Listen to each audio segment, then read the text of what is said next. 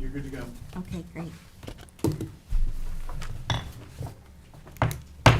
I'd like to call the meeting to order. Please rise and join in the Pledge of Allegiance. To the flag of the United States of America and to the republic for which it stands, one nation, under God, indivisible, with liberty and justice for all.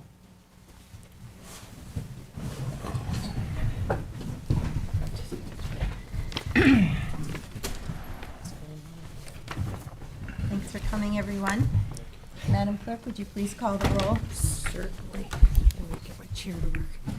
Supervisor Moore, Present. Councilwoman McNamara. Present. Councilman Iacilli, Present.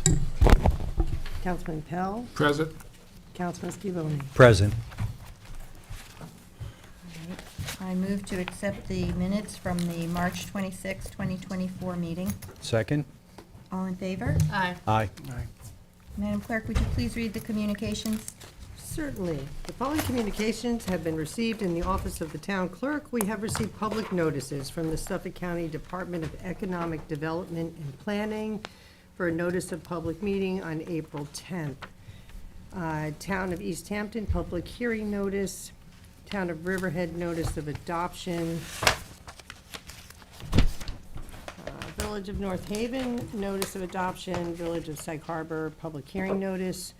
Emails, letters, petitions, and land use applications have been received regarding the following: a petition for traffic control measures in Bridgehampton, correspondence regarding the following: ADU program, change of zone application entitled Liberty Gardens, County Road 39, Southampton, CPF purchase of the Burlick Home, Hampton Bays, CPF purchase of Marsden Street properties, Sag Harbor, funding and site decisions for 20 Shinnecock Road, Hampton Bays, historical concepts rendering for downtown Hampton Bays, Riverside STP, draft SEIS and sewer district, and zoning board of appeals application for 13A Lighthouse Road, Hampton Bays. The following bid and request for proposals were received April 3rd, a bid for lumber and paint for the Parks and Recreation Department, and bid for Southampton Head Start facility expansion for municipal works.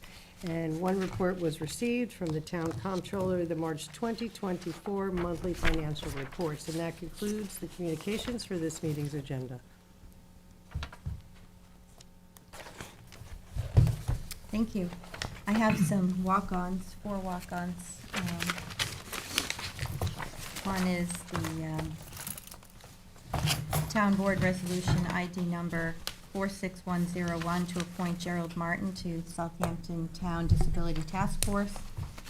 The Town Board Resolution ID number 46103 to a notice to proposers for professional architectural and engineering design services for the West Hampton Activity Center. Town Board Resolution ID number 46139, warrant number 7, and Town Board Resolution ID number 46145 for the 2024 Water Quality Improvement Funding Award of Community Preservation Fund Water Quality Improvement Project funds for the design and construction of the Riverside Sewage Treatment Plant and associated collection and conveyance systems. I'll second. There's gonna be another one too that they're looking at to rescind the bid, so when it comes in, start the. Okay, thank you. I'll second these 4. Second those. All in favor? Aye. Aye. All right, we're going to start our meeting today with a public hearing on Chapter 261 to consider an enforcement action at 188 West Neck Road, Tuckahoe, New York, 11968, Suffolk County Tax Number 900-111-2-10. And Can we have our add on? Public Safety Director, Ryan Murphy, here to introduce the hearing. Thank you, Supervisor and Town Board. I'm here today to bring to your attention a request for an enforcement action against 188 West Neck Road in Ryan, Tuckahoe. could we have the clerk open the hearing first?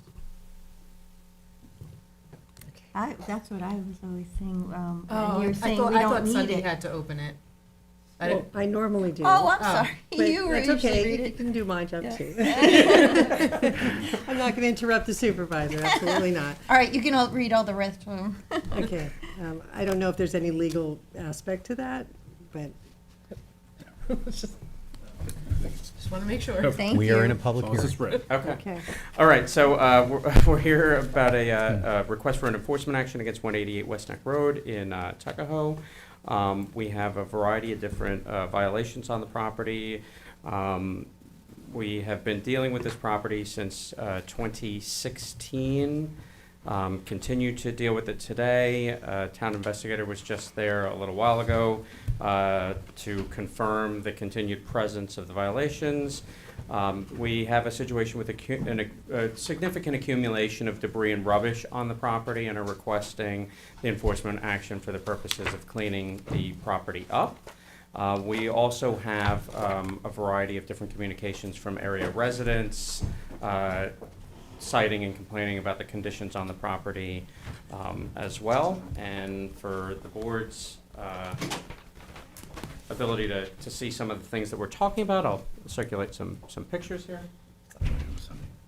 Give this. Thank you.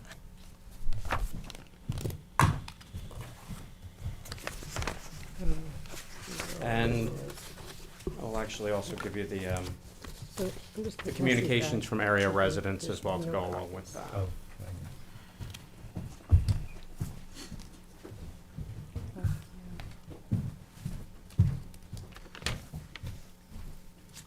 And can you just enter them into the record?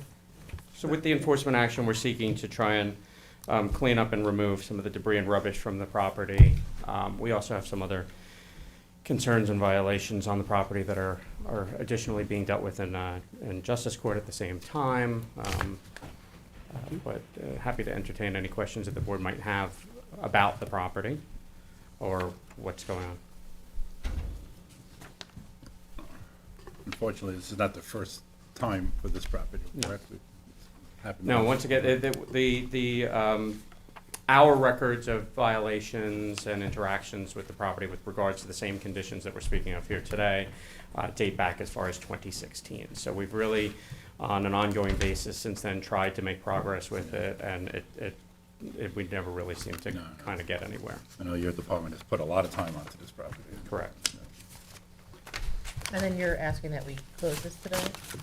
I would, please. Is there a resolution on Is there a there's a resolution. Actually, I don't know whether it? they, is there one Yes, in? There yes. is, yes. Okay. Thank you. Usually with enforcement Yeah. actions, it's timely. Yes, and it was noticed at the last meeting. We've been giving this individual a lot of time to try to self-correct. So we would send someone in to clean it up Yes, and add we it would to work the with a tax bill? contractor, yes, yes.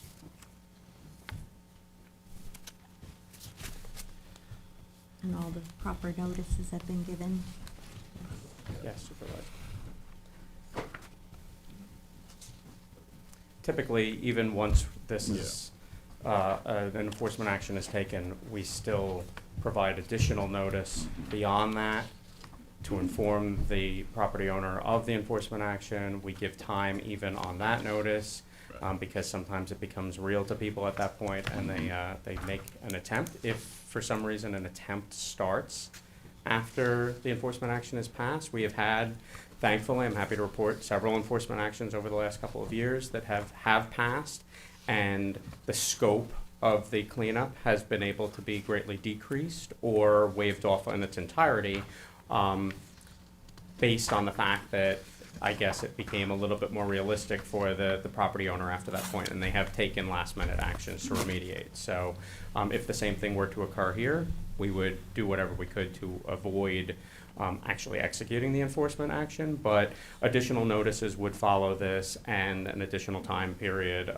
in line with those notices, obviously not stretching this out much longer than we absolutely have to, but if we see an attempt at compliance, we're always willing to work with that. I do see a dumpster on the property. Is that being utilized to clean up the property?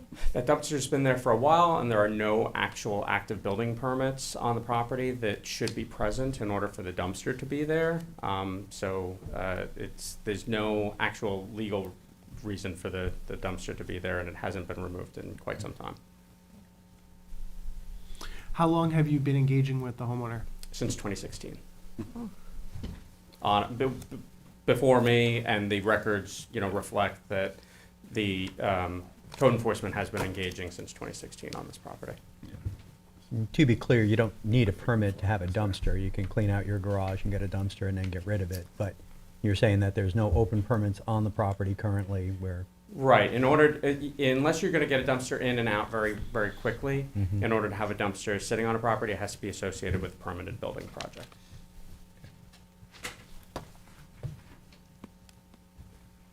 Well, thank you. We're just going to take any questions now. Thank you, Ryan. I do have one card on the, I Sure. have You- one card. Sir, are you on this? Yes. Okay, can you come up a little, are you physically able to do that? Or?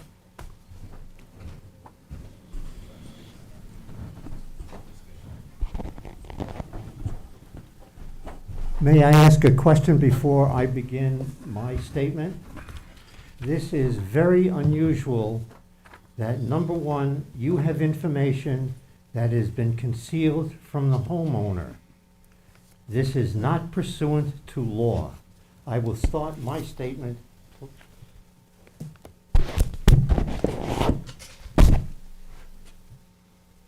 Yes, I do. Hmm? Yes, would you please identify yourself for the record, give your name? Yes. And also, we do have a 3-minute limit on All right, this is comments. all within the recitation here, be very clear.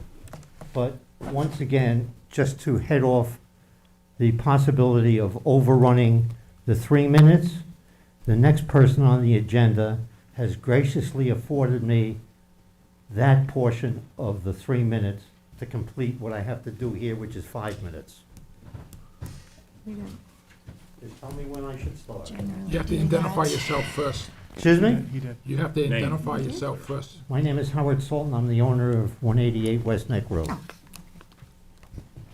Thank you.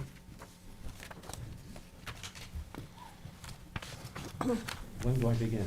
Go ahead, Right now. please do. I am the 87-year-old career-era veteran of the United States Army, suffering from medical and mobility issues for almost 7 decades from injuries derived from service to this country in the 1950s. I have lived in Southampton since 1967. I am also the owner of the property that is the subject of this hearing. The same matter predates this hearing before the Southampton Town Justice Court. The first appearance was held on February 21st, 2024, and adjourned by Judge Grossman, with Sean Chambers as Chief Southampton Town Attorney agreeing to the adjournment calendar date. Chamber addressed the court on the record stating that as my previous attorney in a similar matter, his past representations of me would require him to recuse himself. And these same issues were set down for June 12th, 2024.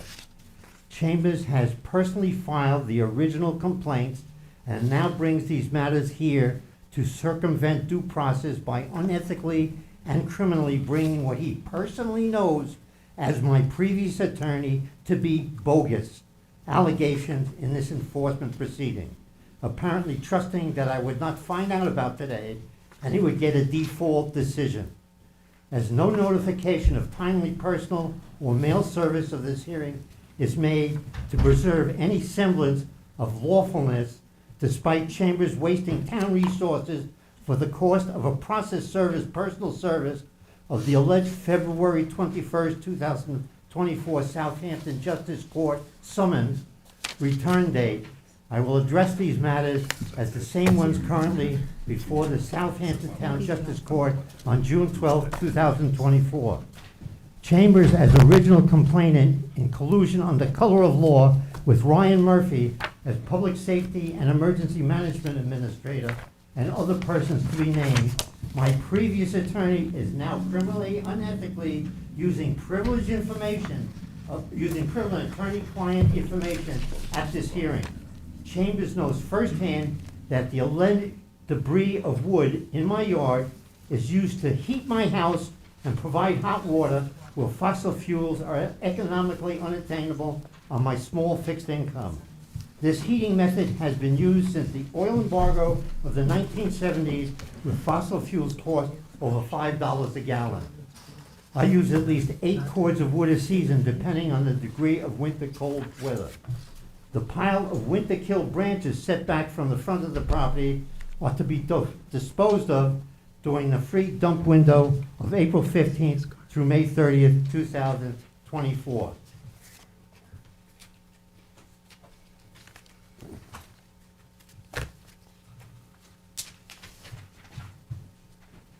The backhoe parked in the backyard is used to remove a 34-ton log splitter to the wood pile and the splits to the drying and stacking areas.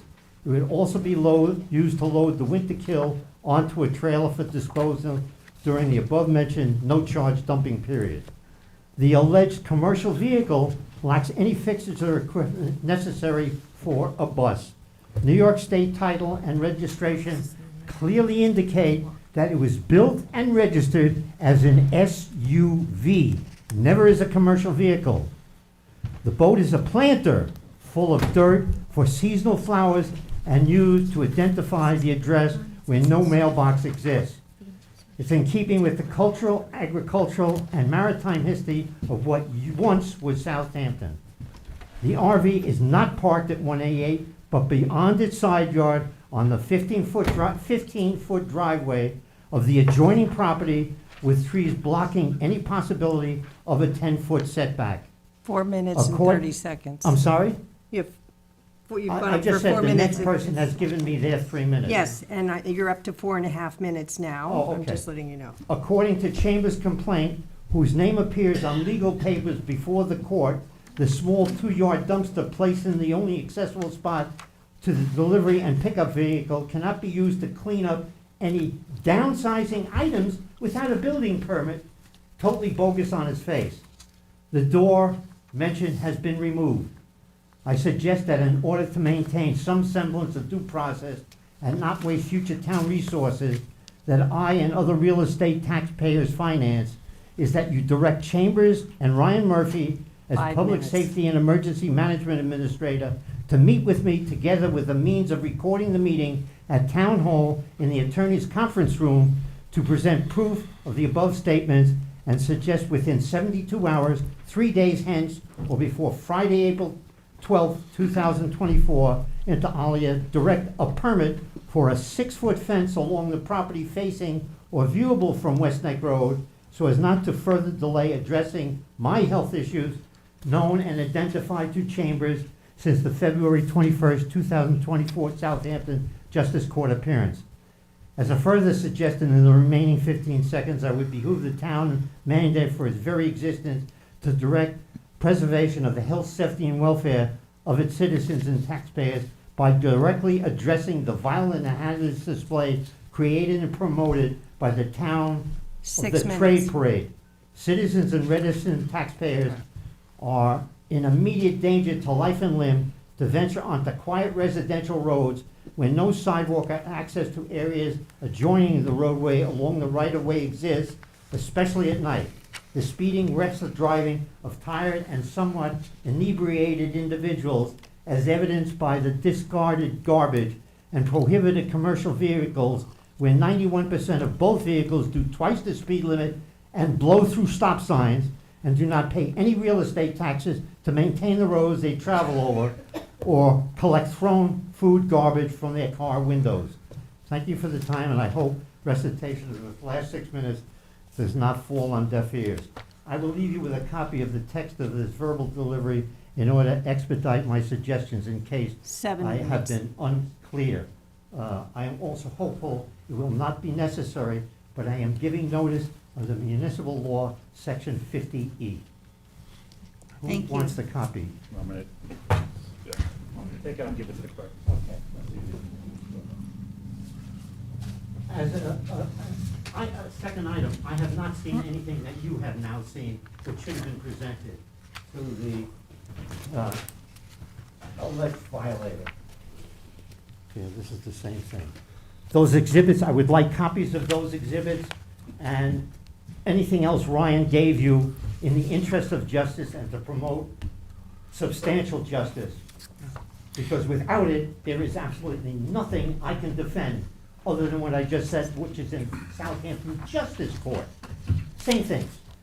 I mean, as a comment, 2016, nonsense.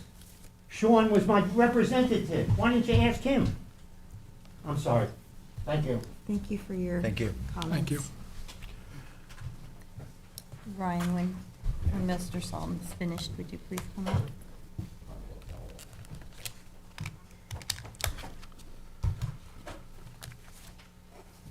Yeah, I have those photos. May I ask Mr. Ryan if he served those papers on me? It's Mr. Murphy. Is that permitted? Or do I have to subpoena him to the Justice Court? Let's figure that out after. Let's All right, because I don't know half the let's stuff get he's talking Mr. about. Murphy up there first. He then showed you I'll- pictures, he hasn't shown me pictures. I understand. This isn't the court.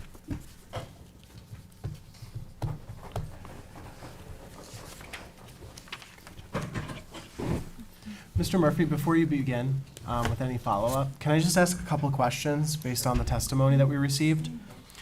What was there knowledge of Mr. Salton? I just want to make sure there's order before I continue. Was there knowledge of Mr. Salton being a veteran or having any physical limitations while this was going on? Absolutely. I'm just asking Mr. Murphy, I'm sorry. Thank you. Councilman, I'm not sure whether that was known to anyone. I can speak for myself. So it was not something that's known to me. When we approach properties, it's about the conditions on the property or whatever the alleged violations are, But not typically, who is committing those Right. violations. right, but typically when you engage with the property owner, is there some sort of, back and forth between the code enforcement officer and the homeowner? Unfortunately, in this case, my staff, since I've been at the town, and my understanding is that it's been a similar interaction in previous times, my staff is typically not very welcomed to the property, asked to leave. It's a contentious interaction when on property, so the interactions with property owner in this case have been less than favorable in terms of communication There's a capability. Okay. videotape of his Sir, own sir, person. sir, thank you. We need to have some order while we All right, go through the but I can't process. stay in the line. But sir, you won't be able to continue Can I to, respond no, to no. All right, then- This is then the you're process taking- right now. You're taking false information. If you're not quiet, you're gonna have to go outside. I'm asking questions right now. Excuse me? I'm asking questions right now. Oh, okay. Thank you. So has there ever been any previous experiences with code enforcement going up to property owners or meeting with property owners that may have any physical limitations or disabilities? Almost certainly. And are there processes in place to speak with family members of those individuals? So there's not necessarily processes in place to speak with family members of the individuals because we wouldn't necessarily have contact information for anyone that's an extended family member of a property owner initially upon interacting with the property owner. If a property owner was receptive to interacting with the town and demonstrated a desire or need to try and make arrangements for any type of assistance, we would engage with them in terms of what assistance could be provided. If they designated any kind of family member or agent representative to speak with us to try and facilitate any of those types of actions, we are always happy to engage with those types of individuals as well. Our first and foremost priority whenever we engage with a property is to try and gain voluntary compliance in any way possible. Right. And if somebody's in need of assistance to try and accomplish that voluntary compliance, we've always been very happy to try and provide whatever assistance we can, whether that's town assistance or connection with other assistance capabilities that might be out there. Okay. And the only reason why I asked that is because if there was any knowledge of Mr. Salton being a veteran or having any physical limitations, it would have certainly been prudent to ensure Certainly. that there was coordination on that. Is this currently in Justice Court? Yes. Yes.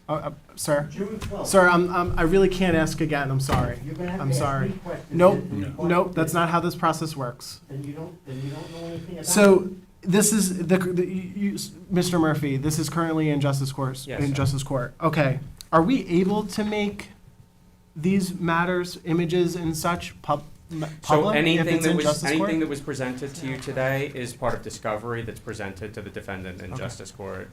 Typically, that's provided upon arraignment, based on the changes to discovery law with regards to the timeliness of presentation of discovery materials. Why are there multiple proceedings if it's already in justice court? Why is it before us also? Very good question. It's before us to remediate the conditions on the property, and we've also had this property in justice court prior to this as well, for similar conditions or the same conditions.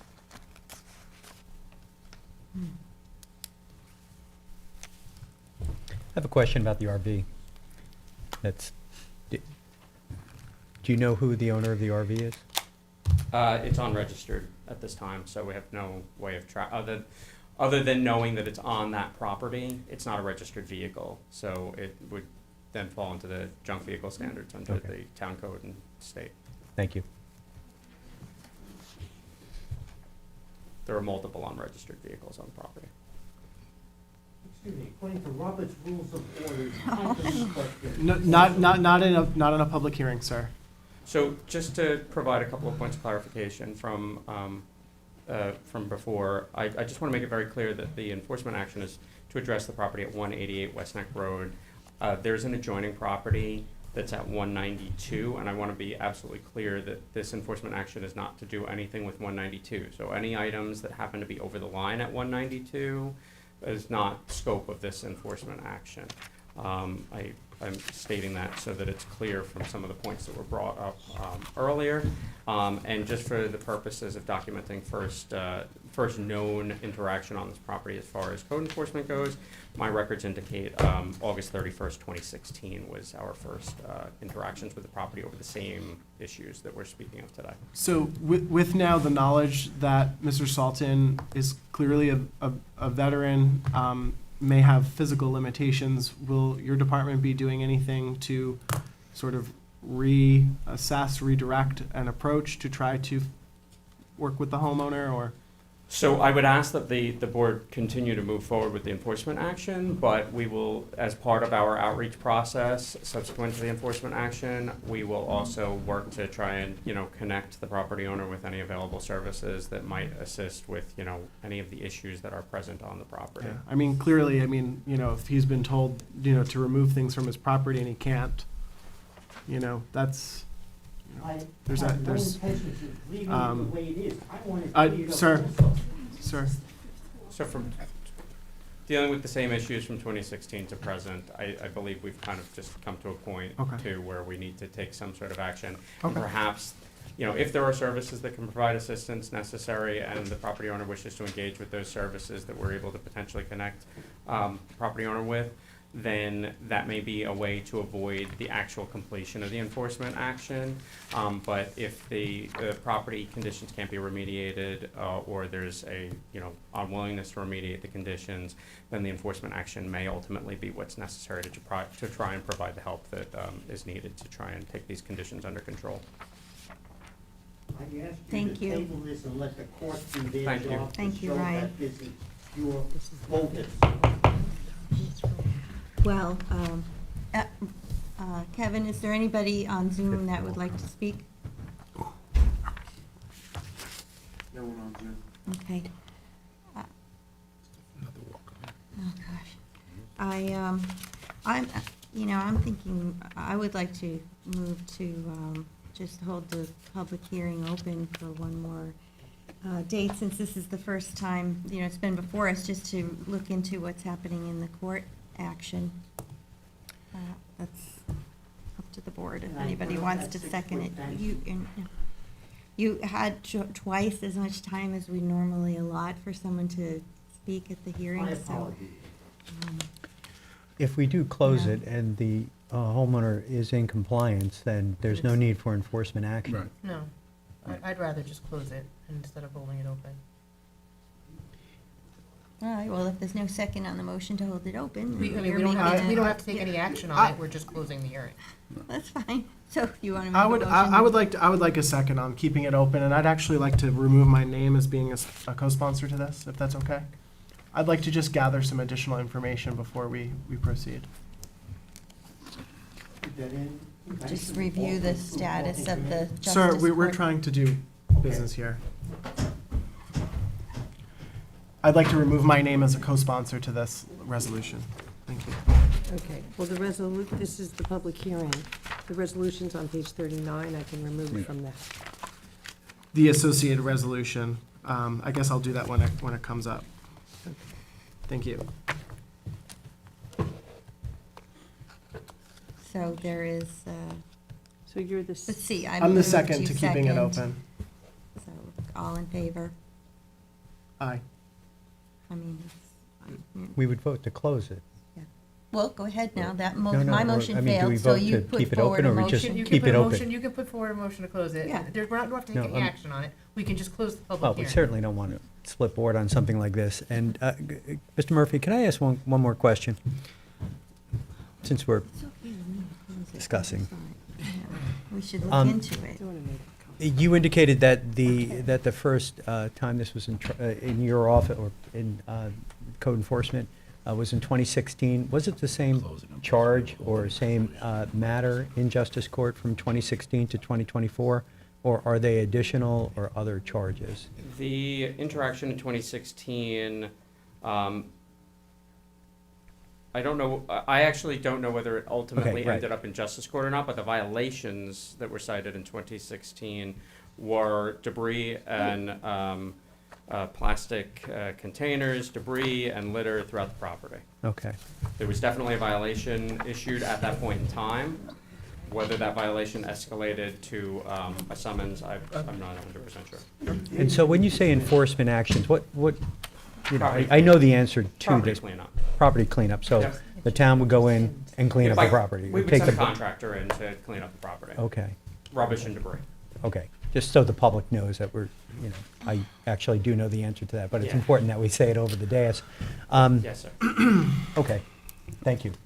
My office will work with Ryan's office to make sure that we'll address, you know, any possible concerns that, you know, the homeowner has with his, any possible disabilities or any other issues, and so we do this in a fair manner. We can, you know, if there is a resolution on today, well, we could table the resolution, we can close the public hearing and table the resolution and give us, my office to work with Ryan, his office That to clarifies it. just look into the, you know, any outstanding issues that may still exist. Thank you, counsel. Okay, thank you. So, Motion to close. why don't you, I'm sorry, so tell me, Yeah. are you changing the motion? yeah, Okay, so Motion you're to changing the motion to close. close Are you the and second? tabling the resolution? Second. All in favor? Aye. At that time. Aye. Excellent. Okay. Okay. Thank you. All right, Madam Clerk, would you please call the second public hearing? Certainly. Public hearing number 2, to consider establishing a sewer district known as the Riverside Sewer District in the hamlet of Riverside.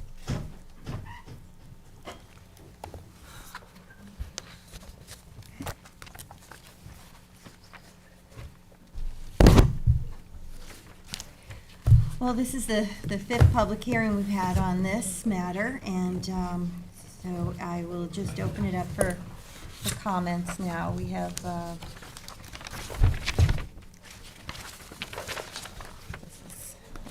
there's several cards.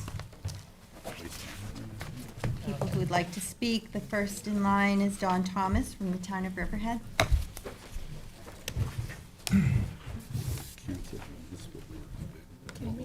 Kathleen? Ryan? We got it.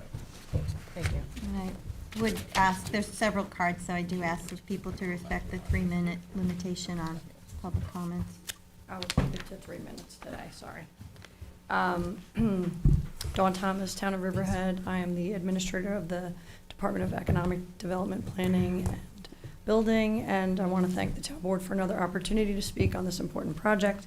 Excuse me, before you get started on your thing, I have a question. You are representing the town of Riverhead, Yes, sir. and you are also threatening us with litigation? I The town? don't think that's occurred, I see it on your docket. that we are suing the town. That's what I saw, so, you know, I think I just want to maybe make you- it clear that you're, you know, that you're doing that. I'm not doing anything. You're I only, representing the town. I and- represent the town of Riverhead. And on the docket says litigation. Okay, I'm not a town board member.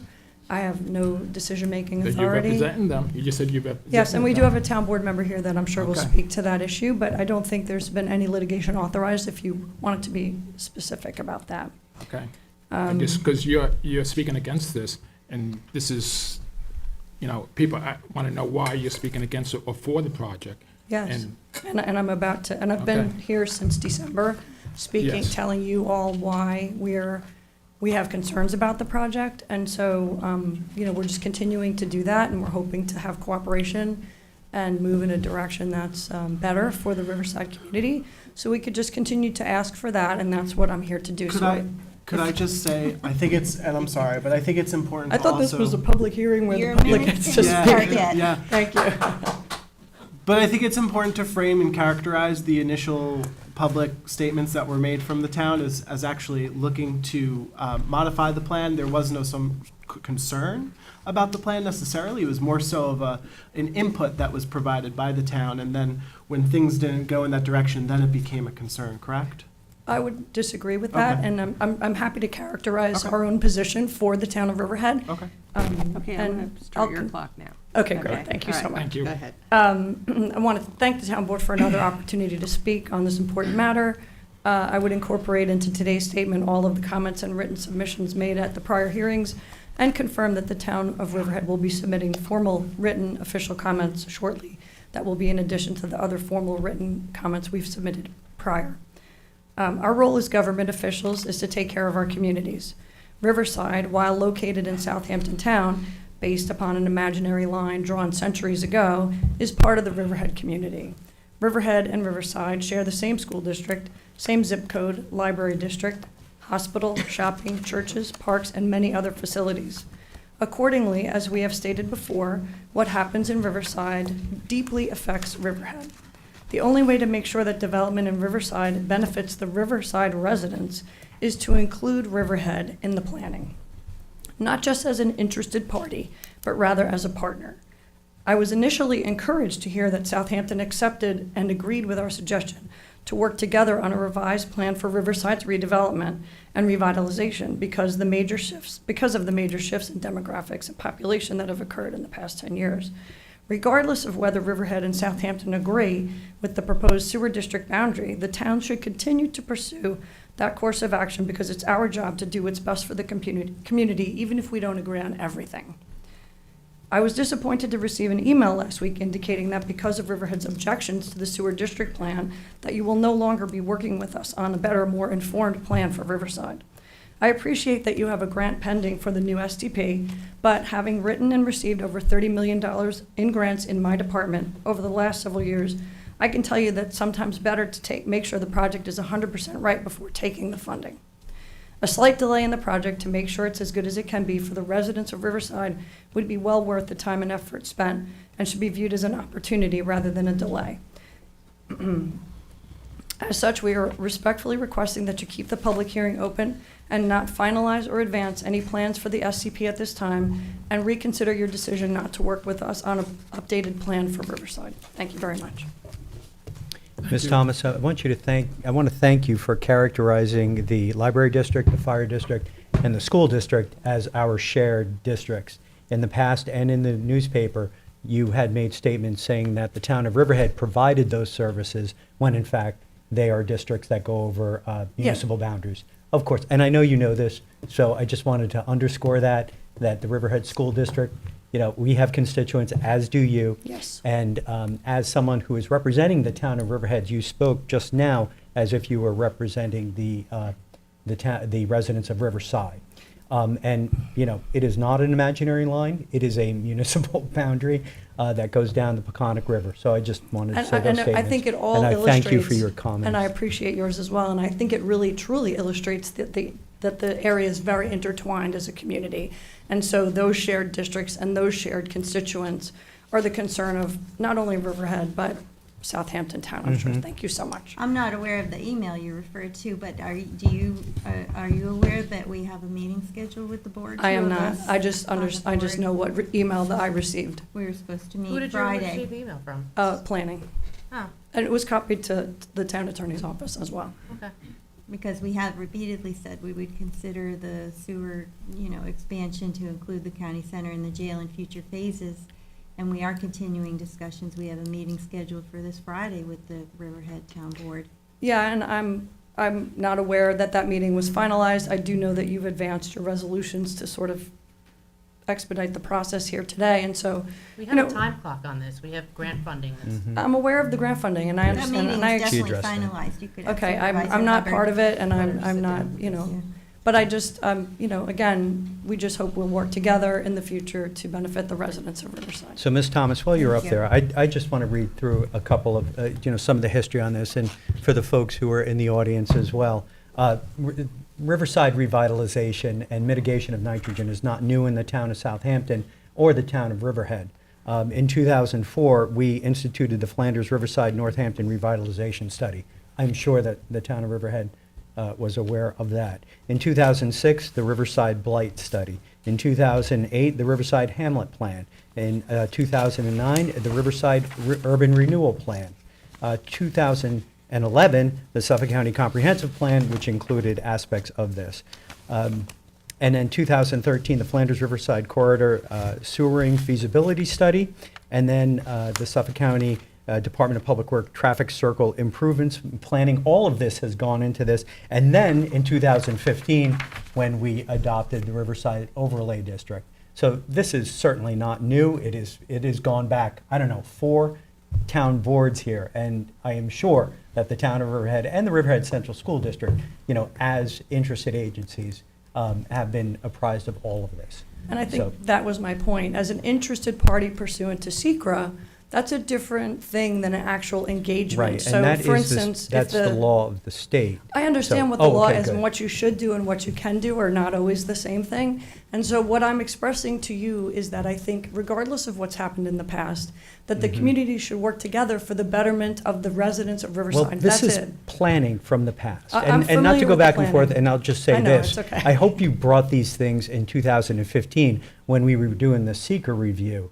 If you really wanted to have a greater input than an involved agency, that would have been the time to do it, as opposed to now. And agree, but Okay. the fact that 10 years has gone by, and I think you would acknowledge that the demographics and constituency in the Riverside area has changed greatly. It's very evident in the census information and the local, census tracts. And so understanding that that plan was done with a lot of prior planning, things have changed and things need to get, the zoning should be informed by the current condition. And I think the current condition of Riverside now is very different than it might have been in 2015. And so the objective is really, and not to that's talk your about basis for litigation and objection. not to talk about Huh, okay. concerns or anything, just to express the continuing thought on our part that we could work with you. And we have been coming here consistently since last year to talk about this, and we're not really feeling like we're getting anywhere. So that's all I have to say. I'm sure I'm over my 3 Well, minutes. and And just so so I you know know, there's other people on the who wanna phase talk. 2, we absolutely were considering your suggestions to include the county center as a consideration in this board, in our Thank you. phase 2. Have a And good day. as we stated before, we have been, and we are planning to review the overlay district to discuss. I just got notice that that wasn't happening anymore, so that was my concern. Okay, well, I'm not, Okay, we haven't been informed of anything like that. thank you. All right, next I speaker. just want to make a comment before the next speaker comes up, and that is that, this belief that this town is not willing to work with the town of Riverhead. I have friends and family in the Riverhead School District. This is in no way, I know that the school district has now been quote-unquote weaponized against this project. At this point in time, being given the supervisor of Riverhead's comments today that the town is not willing to work with the town of Riverhead, and Ms. Thomas' comments today that we have cut off ties with working in town of Riverhead, I am more than happy to no longer sit down and talk with the town of Riverhead. I am more than happy to sit down and talk with the Riverhead School District about our plans for Riverside. We've already cut the numbers in more than half. We aren't giving tax breaks to market rate apartments. So I definitely would like to sit down with you and have a discussion about the implications on the school district. As far as I'm concerned with the town of Riverhead, we're gonna now deal with Riverside as far as the influx on the school district. And I believe we have officials here from the school We district do. that we're going to hear from, so. Robert Summerlin?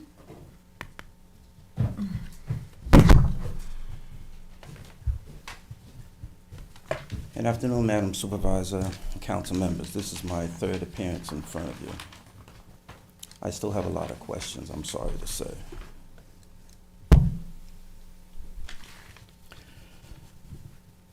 Yes, it was mentioned at the last meeting, the area was canvassed on the need for the sewer district. Why was there a selective notice sent out? What proof of this notice that was sent out and the proposals on the table to building the sewer district? My next question, it has to do with the town of Southampton. Have you purchased the land, and who owns the land that the sewer district is going on? It's not a question to answer. That's a question. It's a public hearing, we're here to listen to your No, comments. have you already purchased the land? Yes, no? It's not a, you have to make your statement. We don't answer your questions. You All have to right. make your statement. Oh, so I, Yes. You have Yes, questions, we let- have purchased the Yes. land, but no, we're not going to have a back and forth, so All please right. just make statements. I have stated earlier that I'm not for or against the sewer district, but I believe that the issue is being pushed without a clear look at what it may bring. Does it create traffic issues? What kind of buildings would be done? As we all know, during the summer, traveling from Route 105 to Sunrise Highway to County Road 39 to Montauk Highway, a mere 15 miles takes 1.5 hours. Will this create more traffic issues? I understand your intention to try and improve the area, create a better view of the Riverside area, but I have to look to the players involved and ask if they have the same view. These are questions I have. In my opinion, they have not been answered. I've been told this is a done deal and it can't be stopped. This leaves me with little options of going out and getting signatures on petitions asking the same question have I been asked during these town meetings. I have been approached by representatives from the town of Riverhead, and they feel that the Southampton issue. But understanding the approach on this, yes, it leaves open questions. I know that there's been a rivalry between Southampton and Riverhead, and it's going on for years. So it's nothing for me to get involved in. There's no right.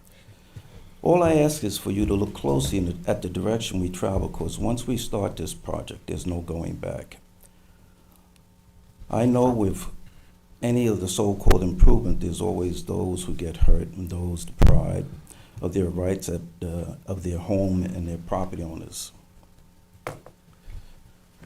Sometimes we have to take the good with the bad. There are too many questions which need to be answered. That's all I can say. Thank you, for Mr. your time. Summerlin. Robert Kern, Town of Riverhead.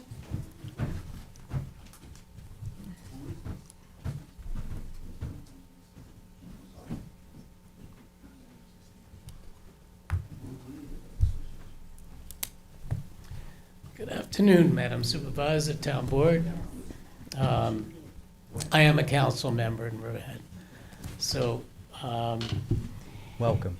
we have serious concerns relating to the boundaries that are proposed in the sewer district and the decision not to include the county center. I know as mentioned in Phase 2, for us, there's no guarantee that in Phase 2 that will happen. I would also implore the board to reconsider its decision to not work with the Riverhead plans for Riverside. We'd like you to work with us on the plans for Riverside and include the county center. Lastly, I would respectfully request that the board leave this hearing open and not finalize anything until we get a chance to fully discuss the matter. And I am aware we did try to set up a meeting last Friday. We are concerned we do want to have the meeting as soon as possible. We don't want the, a vote to go through and we're stuck in phase 2 or whatever. That may not happen. So that's about it for me. We'd like the opportunity to sit with this board. Our board wants to sit with your board and talk through this. Okay, thank you very much. Thank you. Thank you. Thank you. Coming. We didn't try to set up a meeting. We did set up a meeting. It was scheduled for this Friday at 2:30, so I'm not sure where all this information is coming from. We were also asked to have a joint executive session, which we did not feel comfortable with. I don't even think it's legal to have Open an meeting is not. executive session of 2 boards. It's not. Yeah. Okay. Thomas Fredette.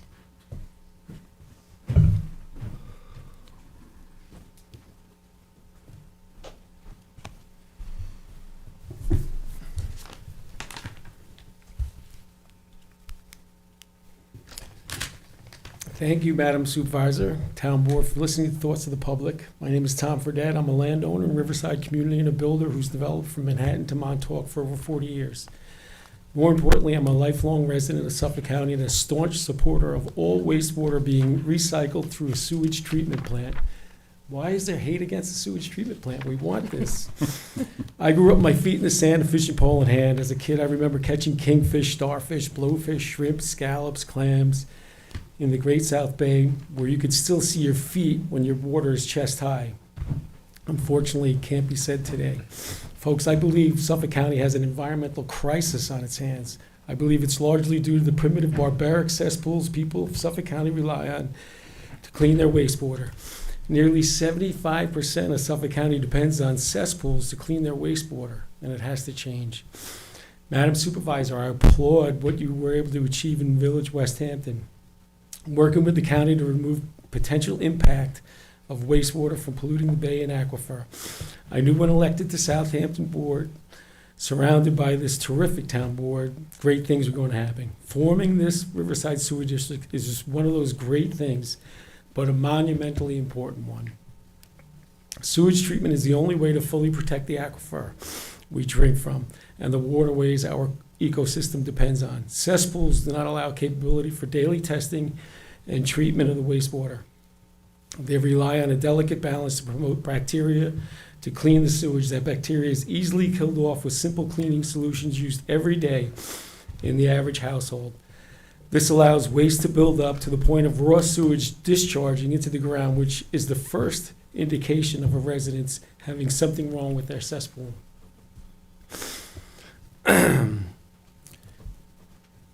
Sewage treatment plants undergo daily testing, have the ability to treat the water to a level which is cleaner than the water coming from the aquifer. The method of clean wastewater being reused for irrigation has been accomplished by our neighbor, Riverhead. And it has been reported to discharge up to 350,000 gallons on a summer's day to the Suffolk County Golf Course by the Riverhead Sewer District. Seems like a really good relationship Riverhead and Suffolk County have. I don't understand. I believe this is the gold standard for managing wastewater, and I commend Riverhead and Suffolk County for taking this initiative. I believe the request from Riverhead for Riverside Sewage Treatment Plant to take on the 100,000 gallons per day flow from the county center is short-sighted. That additional development density for Riverhead will merely move the dead-end street a little further. We have to look at this environmental crisis without a short-sighted view, but rather use a holistic approach. The town of Southampton has been diligent to do its part and put together the pieces that make up modest sewage treatment plant with a potential gallons per day flow of 800,000 gallons. It's a tremendous achievement and adds a link to the chain I believe should be forged together to treat the entire county. Riverside is one of the most overlooked downtown communities. It's part of Riverhead's downtown, but its contribution and growth is stunted by the lack of sewers. 3 minutes. I cannot think of a town in Suffolk County that is more in dire need of redevelopment than Riverside. Southampton has already taken steps for the well-thought-out responsible development plan of Riverside. As we all know, sewage treatment is the lifeblood for redevelopment, and it should be focused on beautiful development, painstaking, put together by the town of Southampton. That's it. My time's up. Yeah. Thank you. Thank you, Doug. Fast. Thank you, Tom. If you want, you can hand that in, if you want to hand it. We'll Yeah. get copies. Good Yeah, copy. there's a little bit more there. Okay. 4 Thank minutes. you. We'll distribute. That goes Thank to you. anyone, by the way. Angela, you know? Good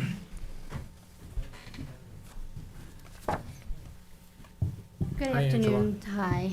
Good afternoon, Supervisor Moore, Town Council, Town Attorney. My name is Angela Unault, and as we all know, I do wear a few hats.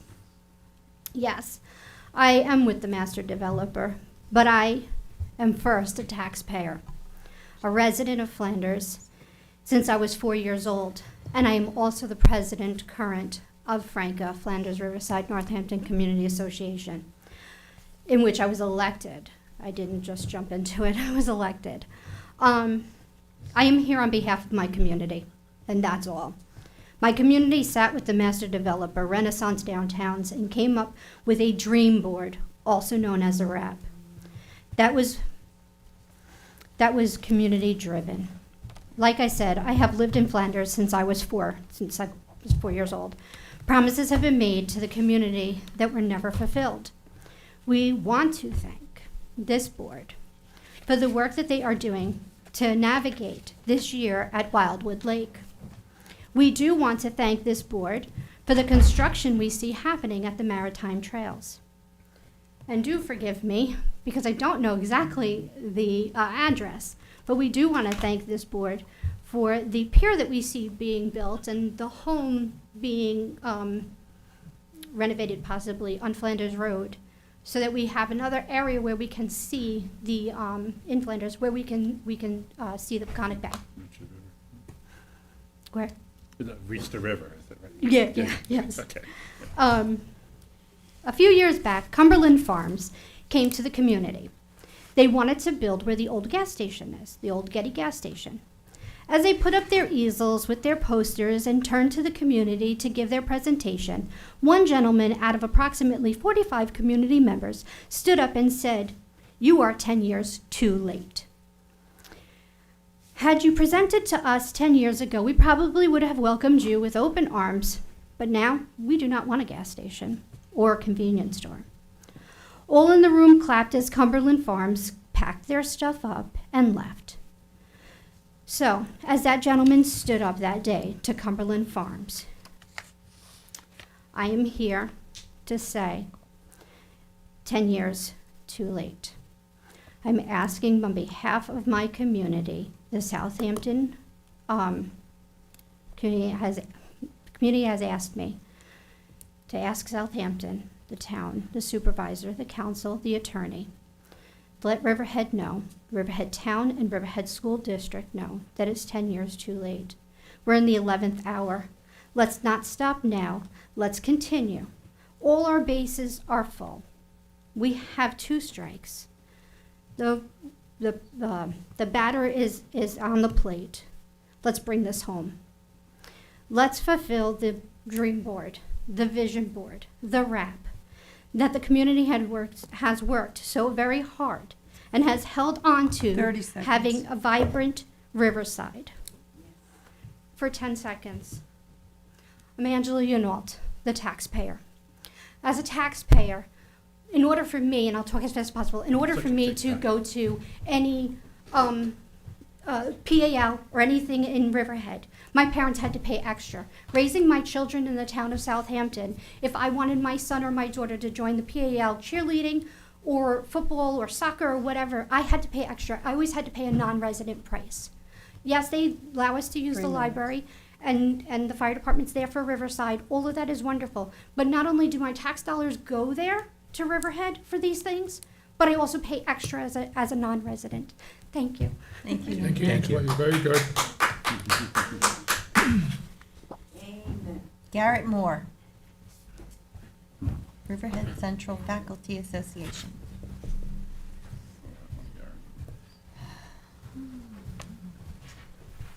Good afternoon, everyone.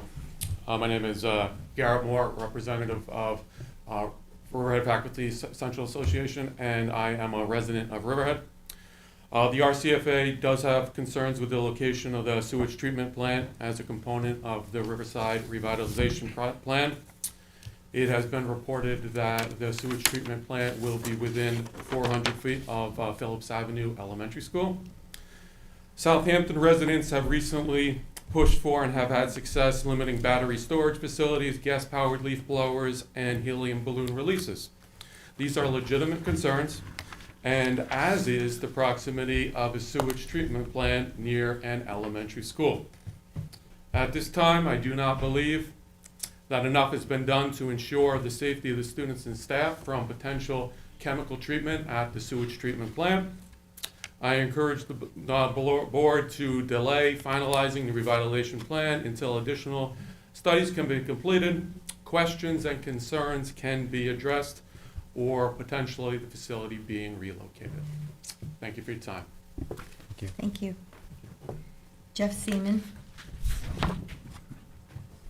Town of Riverhead Town Board. That's what it says on the card.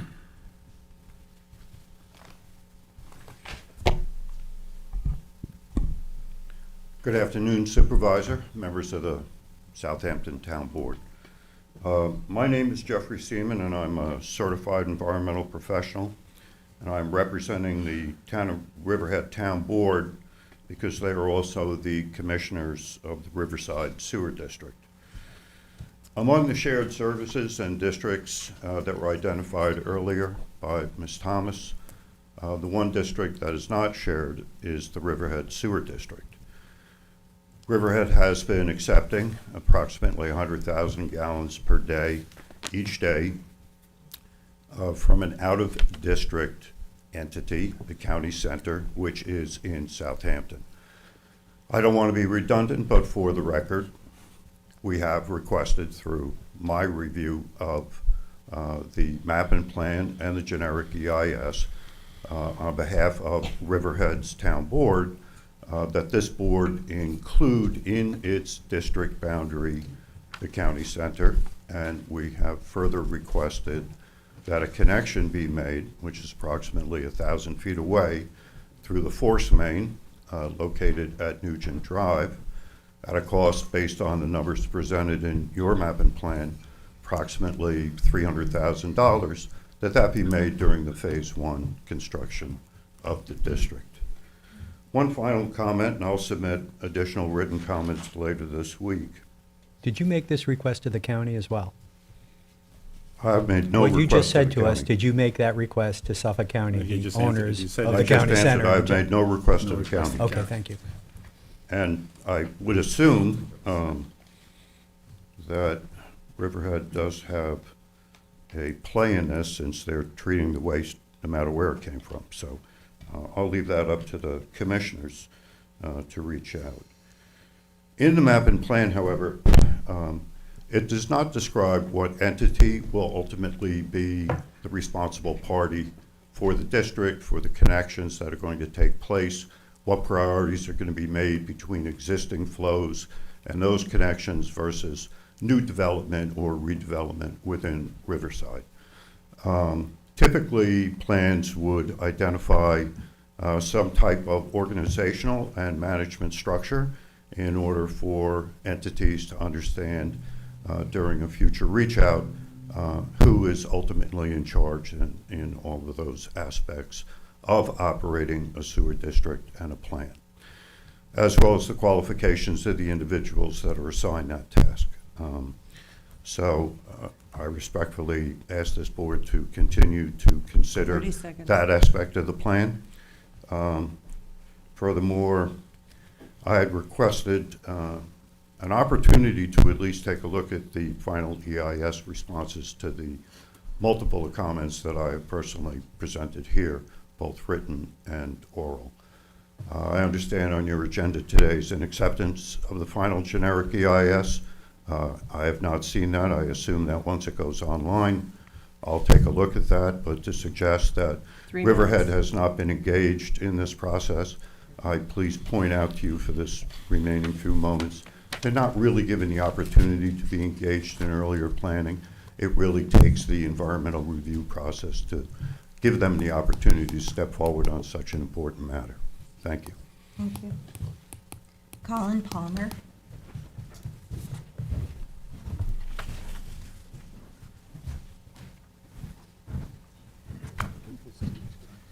Good afternoon. My name is Colin Palmer. I'm the president of the Riverhead Central School District Board of Education. I'd like to thank Supervisor Moore and the town council members for giving me the opportunity to add my comments on behalf of the Riverhead School District to today's session.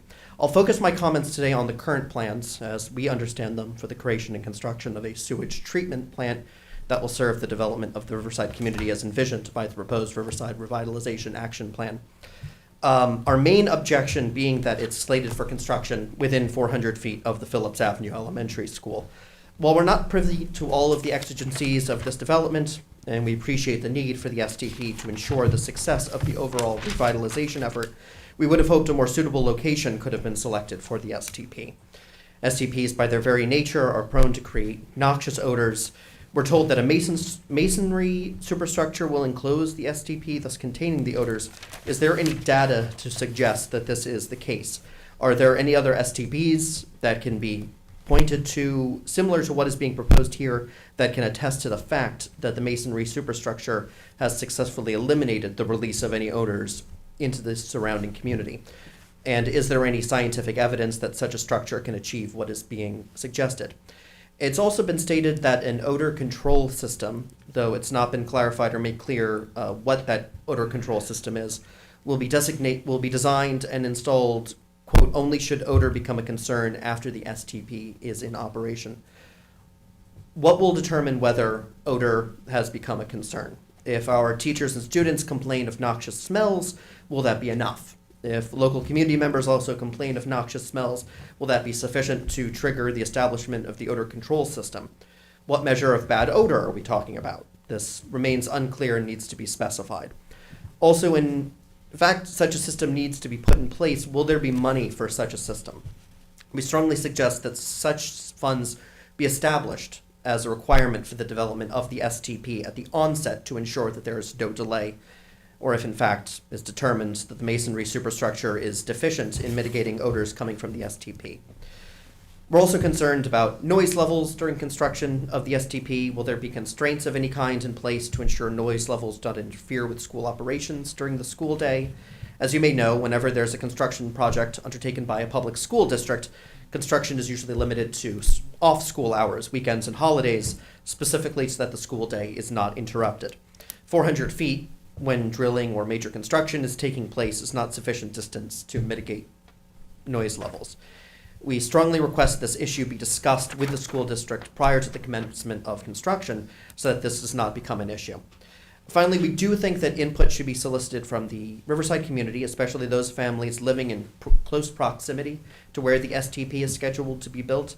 We know of many families that seem unclear or uninformed as to what this STP is, or that any major construction is being planned in their neighborhood. 30 seconds. Keeping this process transparent and fully vetted is of the utmost importance if it is to earn buy-in from the very community that hopes to revitalize and benefit.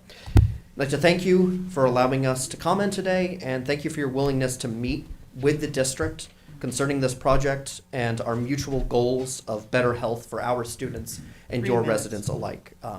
We are not, taking a, opposition to the Riverside revitalization project. We are not in opposition to the STP existing. We would just like, the specific issues that we've mentioned to be addressed. But we look forward to working with the town council in the future. Thank you. Yes, and we do have the meeting scheduled. Councilman Scavone and I are meeting with you on May 6th. We do have that set up, and I'd like to thank, Councilman Scavone and we'll, Supervisor Moore. We'll be able to respond in more detail about your concerns at the meeting. Exactly. Thank you very much for allowing us to Thank speak. you. Thank you. Jeremy Rand.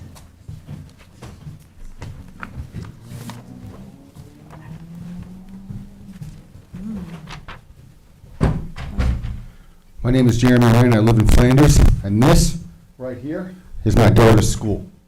This right here is her classroom. Her classroom. This isn't a mall. This isn't a shop. This isn't Route 58. This is an elementary school. Right here, she has field day. Right here, she plays with her classmates. Right here, she lives her life.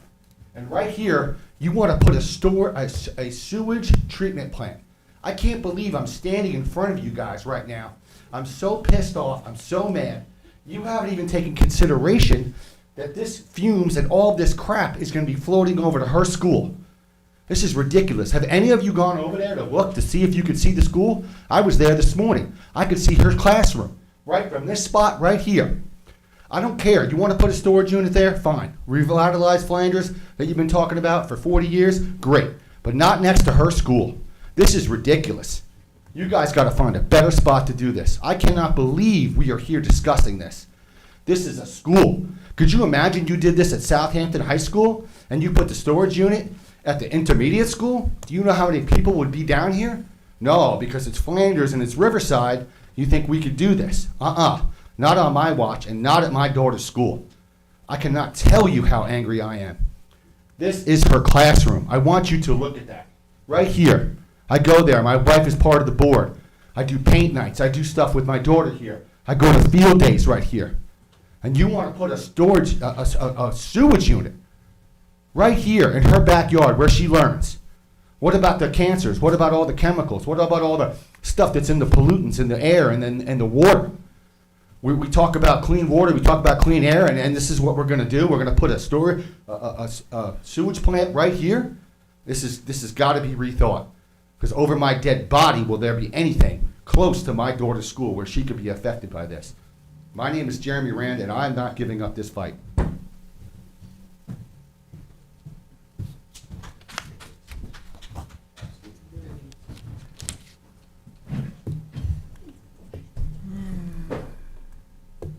Zuleika Hines.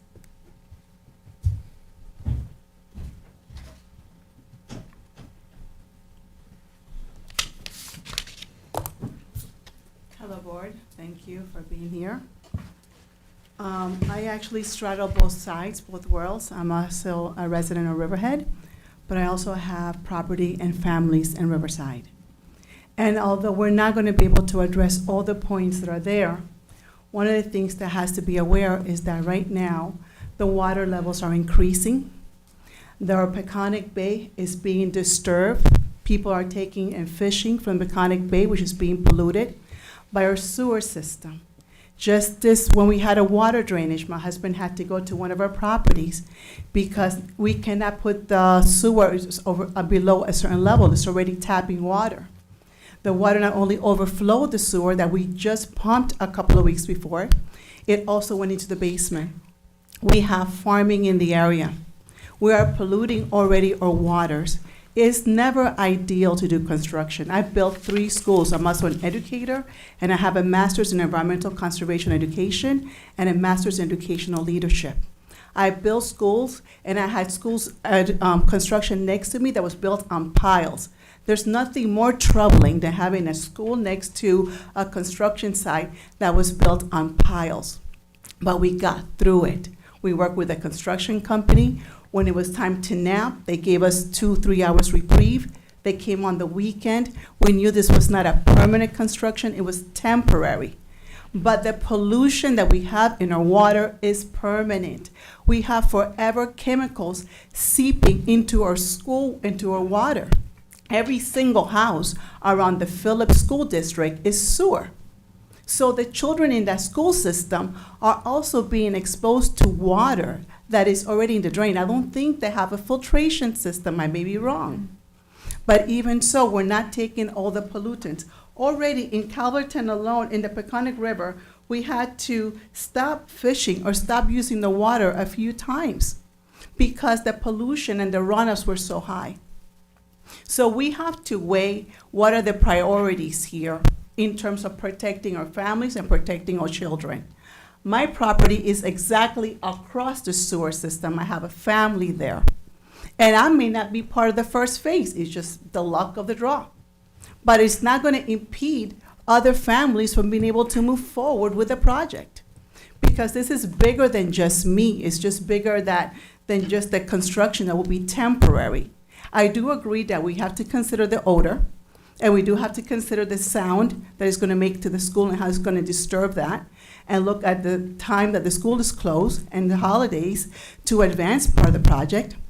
So that conversation should occur, but it's not going to take up fact that the water tables are rising, people are fishing in our waters, Children like to use the Peconic Bay for recreation, and we don't want to turn into a place that Peconic Bay smells like a sewer because of the runoff. We have mobile homes right there. We have a park that has a condensed amount of mobile homes. 30 seconds. Thank you. That have sewers that have not been tested, that has water runoff right next to the water. We need to prioritize. We have a time clock on this. We're not going to get to every single concern and every single issue, but we have money that we took so long to receive that we have to move this forward.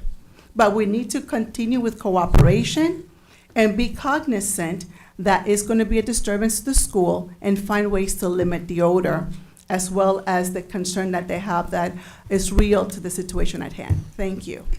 Thank you.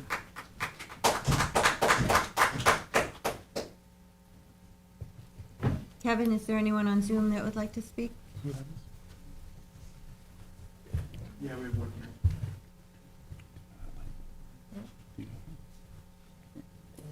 Yeah.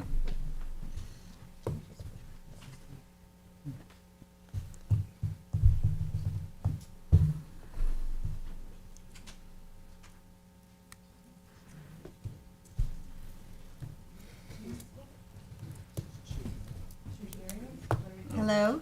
Vince. Vince. Okay, what's happening here? We're not able to Up the hear you. volume Could you Out in speak the up a hall, little, the please? cards are in the hall. Oh.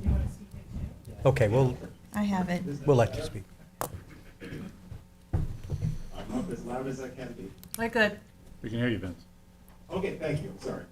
My name is Vince Caldone, former president and board member of Franklin for many, many years. I was also a dual town kind of guy. I lived in Riverhead prior to Flanders, where I served as the town's representative to the County Planning Commission. I was very familiar with the town board members, and I mention that only because I see today some new folks from the Riverhead Town Board, as well as my old friend Dawn Thomas. None of these individuals were in those positions back when Flanders Riverside Northampton's Association, as well as Flanders from Town Hall, communicated with Riverhead. Then town board members Giglio, Dunleavy, Jim Wooten, Sean Walter was the supervisor. We made many presentations and discussions at executive sessions to review the proposals for redevelopment as well as a sewer district. And I know I mentioned this last time I spoke, but I think I said it backward. I had a long conversation with Sean Walter and the Riverhead Town Board about letting us take the sewer capacity from the county center, because we were looking at it as a nice steady flow of good revenue source. And I pointed out as a city planner that downtown Riverhead was building and building and building in the years ahead, and they would need the capacity that the county center was using. And I was basically thrown out of town hall, as was anyone else who mentioned that, because Riverhead claimed that it needed the money for its sewer district that it got from the county center, and they would fight us if we tried to take that flow away from the town of Riverhead. So here we are, 10 years or more later, and in fact, downtown Riverhead has grown, and all the development that we all had hoped for has happened and is happening. And now they'd like to unload that extra capacity from the county center. That's lovely, and we should plan for it and get it into a later phase of our project. But I say, how dare they show up today and say, you should stop what you've been doing for the residents of Southampton, which is Riverside, Flanders, and Northampton. All the work they did for a redevelopment plan that was shared on multiple occasions with the Riverhead Planning Board. There were public hearings so that local residents in downtown Riverhead particularly would know what is coming in Riverside. We met with them to discuss the planning for the Riverside Maritime Trail Park. And of course, my wonderful little project, which was to try to create a pedestrian flow between the aquarium and the park over a pedestrian bridge. that didn't go anywhere, but the concept of a little electric boat taking kids back and forth across the river, it's always, Riverhead's benefit, Riverhead's well-being has always been in the minds of the community, as well as attended to by the Southampton officials who were there. Now, I look now, I know some of you are very familiar with this project, but I know only Sunday was there back in the day, you know, when we brought all these issues to town hall, when the endless community outreach, door knocking was done, and the outreach to Riverhead and its district. We met with Sam, oh, forgive me, the senior financial officer of the Riverhead School District. I'm sorry, I know I'm going over. I'll finish with this. Sam Schneider and the school board in Riverhead to discuss how this plan would work for the Riverhead School District and how it would not burden the taxpayers. They all understood, they were all supportive, they're all gone now, and a new prop shows up here and says, we don't understand this. Well, we can help them to understand it, but please don't stop the project. Time kills all real estate deals, and the people of Riverside and Flanders have been waiting forever for the redevelopment, and that sewer must happen for that redevelopment to happen. So, thank you. Thank you. Thanks, Ben. Thank you.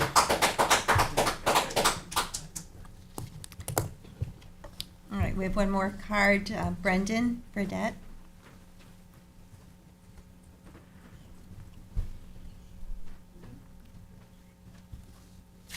Thank you, folks, for allowing me to speak today again. This is representing Fredette Svensson, the Peconic Paddler, 89 Peconic. Again, probably the closest property. Excuse me for a minute, Yeah. Brendan. Could you, please, if you're going to speak, would you mind taking it into the hallway? Thank you. Probably the closest property to Riverhead, across the river. So this was excellent. The gentleman before me, I wonder if Riverhead's tune change has anything to do with the fact that the county maybe is not paying so much for the flow currently as they used to about 10 years ago. This needs to be done. I thank you folks for really pushing this. It's very, very late. Our fathers and mothers probably should have started this project long ago, and you all are pushing it through. I witnessed the gentleman very upset about his daughter's school that's close to this project. This is septic. We all create this every day out of our own bodies. It's not DuPont pharmaceutical. These types of systems, maybe a little smaller, are everybody's house has something that not treats flow, but has it in it behind pretty much every house on Long Island. This system takes responsibility for that. It engineers it, has a supervisor that oversees it. It's responsible. These types of systems are across the entire United States. They are not harmful. They're, in fact, probably the opposite. We should not be quibbling over 100,000 gallons of flow, Riverhead and Southampton. We should be pushing this forward, and Riverhead should be concentrating on creating additional treated septic flow. I think that's it. Once again, I really appreciate it, and thank you all for finally taking the reins on this, the responsibility here. This area desperately needs it. We appreciate it. Thank you. Thank you. Kevin, is there anybody else on Zoom?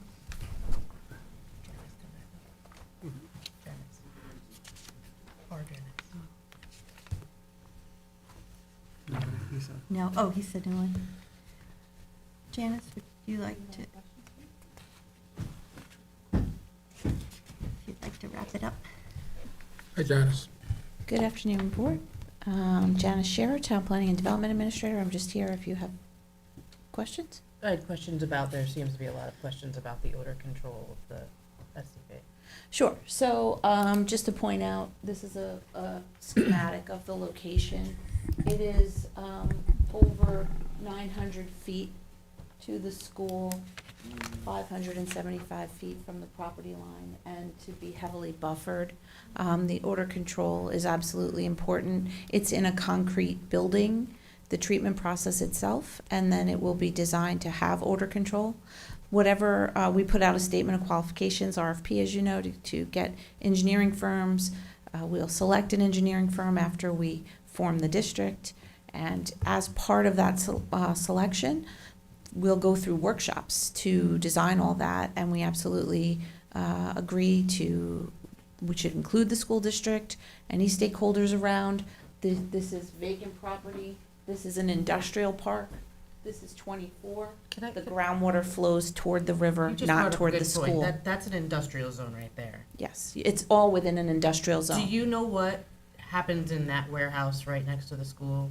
This one? Yeah, do you know what chemicals are in there? I'm not aware off the cuff what, it's usually special trade contractors. But our STP will know exactly what's in there, what's being utilized, and the safety of those.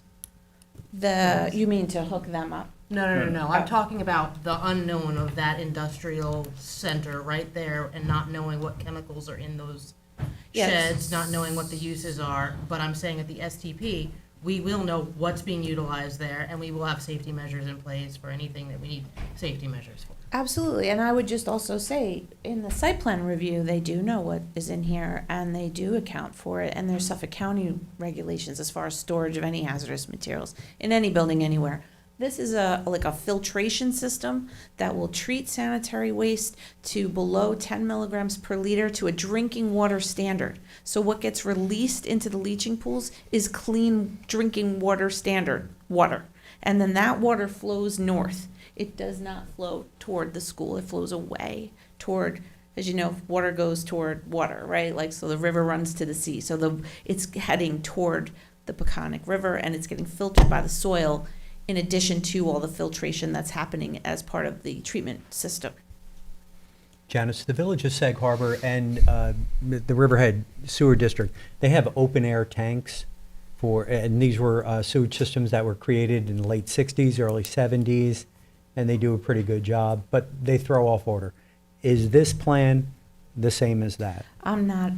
In other words, are we going to have open-air tanks? No, it's No. all within an It's enclosed concrete masonry building. Everything inside that building is enclosed, odor control, fans.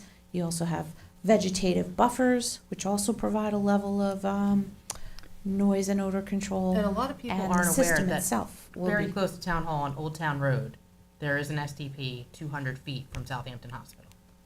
Yes, it's all underneath the ground, like you don't see Right any, next to like it Southampton discharges School into District. leaching under the ground. Like there's nothing like a big pipe with water flowing out of it somewhere. That's not happening. It's all subsurface leaching. A version of what we have at Spion Commons.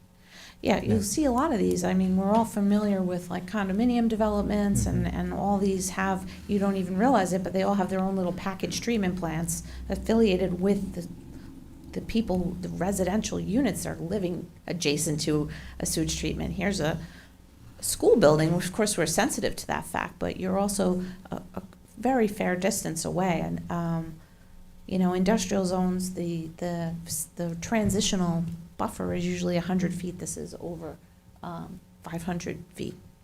Do we have any leeway to move that building around on our Yes, parcel? and it's all if we- still, like I said, like, so we start up here and we're getting more and more granular. Mhm. After you form that district, we're still going to go through a significant amount of engineering design Right. and workshops to get to, construction bid documents. So there's a lot more design to be done and a lot more input to be received, Because and we we're do happy want to the take school that. to be comfortable with what we're doing. We do, absolutely. And we're gonna heavily buffer, right? Yeah, we're gonna buffer it as much as we can. Obviously, we have to clear to put the leaching pools in. Yeah. But there'll be a buffer, there'll be subsurface leaching. We're not just like, it's not running off outside anywhere. You would never know No, that it's you happening. don't. It's under the ground. And just to address the earlier comment about the email saying the board didn't want, Ms. Thomas sent an email about a demographic market study that Riverhead had wanted to pay for. And the firms that she engaged to get quotes were saying, what's going on with this? And she said, I'm waiting for the town of Southampton. And I said, well, I'm not really sure our board wants to do this. It remains to be seen. So it didn't mean to suggest you didn't want to work with them. It just means I don't want this consulting firm waiting on us about a contract that we Janice, it's may or may not irrelevant. be I mean, interested we in. have a meeting with the supervisor, Yeah. and he said today that we're not working with them, so. Oh, but that was maybe misconstrued. No, he obviously knew we had a meeting with him on Friday. Oh, right, no, I'm not saying that, I'm saying the email was misconstrued potentially, because I said I don't want this That's one thing, firm waiting the on us. supervisor's comments were Yeah, separate from that. you're not sure if we wanted to engage with it. I don't know if you want to engage with this Consultant, that's what firm, you or you meant. just want to do it yourselves, and the town of Southampton pay for a study within the town of Southampton, we can do that too. So I was just saying, I'm not sure we want to go ahead with this, and it remains to be seen, because I would need your permission, obviously. So that was that. So thank you for your time, and I'm here if you have any further questions. Thank you. Thank you. Thank you. Anybody have any other questions? I do not. Then I move to close the public hearing. Second. All in favor? Aye. Aye. All right, Madam Clerk, would you please read the third public hearing notice? Certainly. Public hearing number 3 for WQIP funding allocation for the wastewater treatment improvement project of Riverside Sewage Treatment Plant, STP, Phase 1, from the Community Preservation Fund, 20% Water Quality Improvement Project, WQIP funds. Good afternoon, Madam Supervisor and Town Council members. It's nice to see you this evening. So CPF is here today on behalf of additional water quality funding for the Riverside STP project in Phase 1. So this public hearing is on the allocation of $4,615,295 to help accomplish a 27% with allocation with water quality funding, which you're aware is 20% of the CPF revenues in any given year. So we are here today to receive comments on support for or against the funding of this allocation of money for the Riverside. Well, I don't have any cards on this. Is there, Kevin, anyone on Zoom that has their hand up?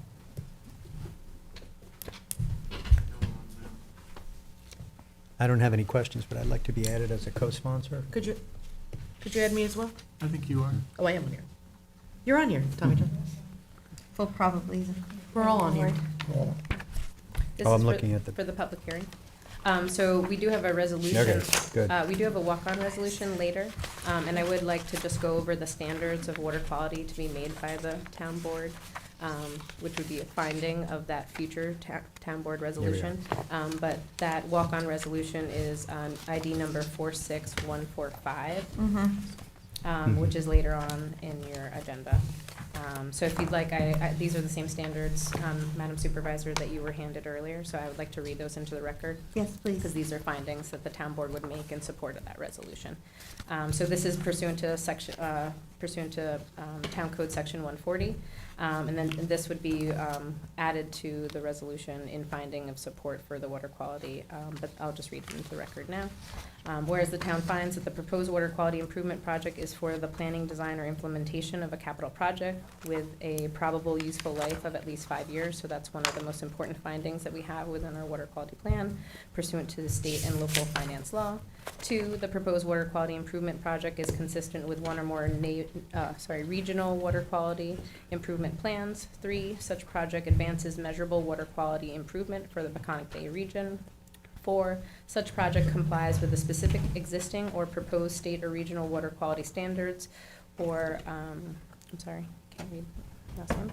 In the case of the aquatic habitat restoration project, project will promote aquatic habitat restoration. 6, in the case of pollution prevention projects, the project will reduce, avoid, and/or eliminate the use of toxic or hazardous substances or the generation of such substances. So that would be an additional finding in support of the resolution that is on later in your agenda.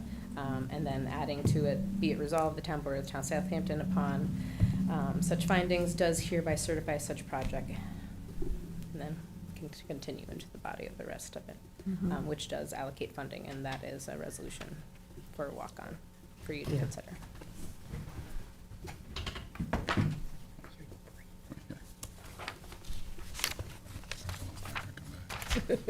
Well, I don't have any questions. Does anybody have any questions about the insert to the resolution? All right. Is there anything else that you wanted to tell us at this time? No, I mean, I just, within the resolution and within the public hearing notice, we just did clarify that the water quality funding has been already used for $6 million, which was a requested $7.5 million in 2023. So this, because of the cost increases anticipated with the engineering and administering of the district, obviously those things have gone up, which would then, you know, this is the reason for the $4.6 million that is currently being considered by the board. Thank you. And, you know, if it doesn't come to that, we don't have to, we wouldn't just take all the money if it's right. I mean, it's just, that's the most. Yes, and That's then, a so cap. I think the town board agreed, and during discussions, that if there was any grant funding, then that could then reimburse the water quality funding. Okay, thank you. Yep. Thank you, And Jen. Thank you. I, Thank you. Like to make a motion to close the hearing? Second. all in favor? Aye. Aye. And there I is was. one additional walk-on resolution, Town Board Resolution ID number 46146, to rescind the Town Board Resolution number 2024-390, notice to bidders for roadway and heavy construction requirements contract. We're canceling the above bid. So I move to add that to the agenda. Second. All in favor? Aye. Could I just ask, Kevin, can you just lower my mic a little bit? I know, there's a lot of, There's a lot of feedback coming from it, and I I asked them to do that. don't mind. They just did. Jim just That's asked why, them. that's what I went in there. Mine's like They're really. still doing it? Yeah.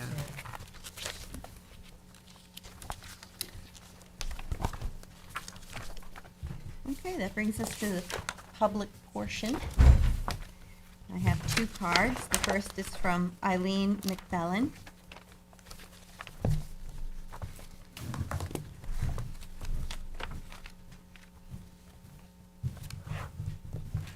Good afternoon. I'm Eileen McFellin, a resident, full-time in Hampton Bays for 43 years. I worked there, lived there, worshiped there, played there 43 years. I've seen a lot of changes, but I still love living in Hampton Bays. I am speaking on my own behalf. I belong to different organizations, and I have their backing, but not approved to speak other than just for myself. So you have a lot on your plate. I recognize that and I appreciate it.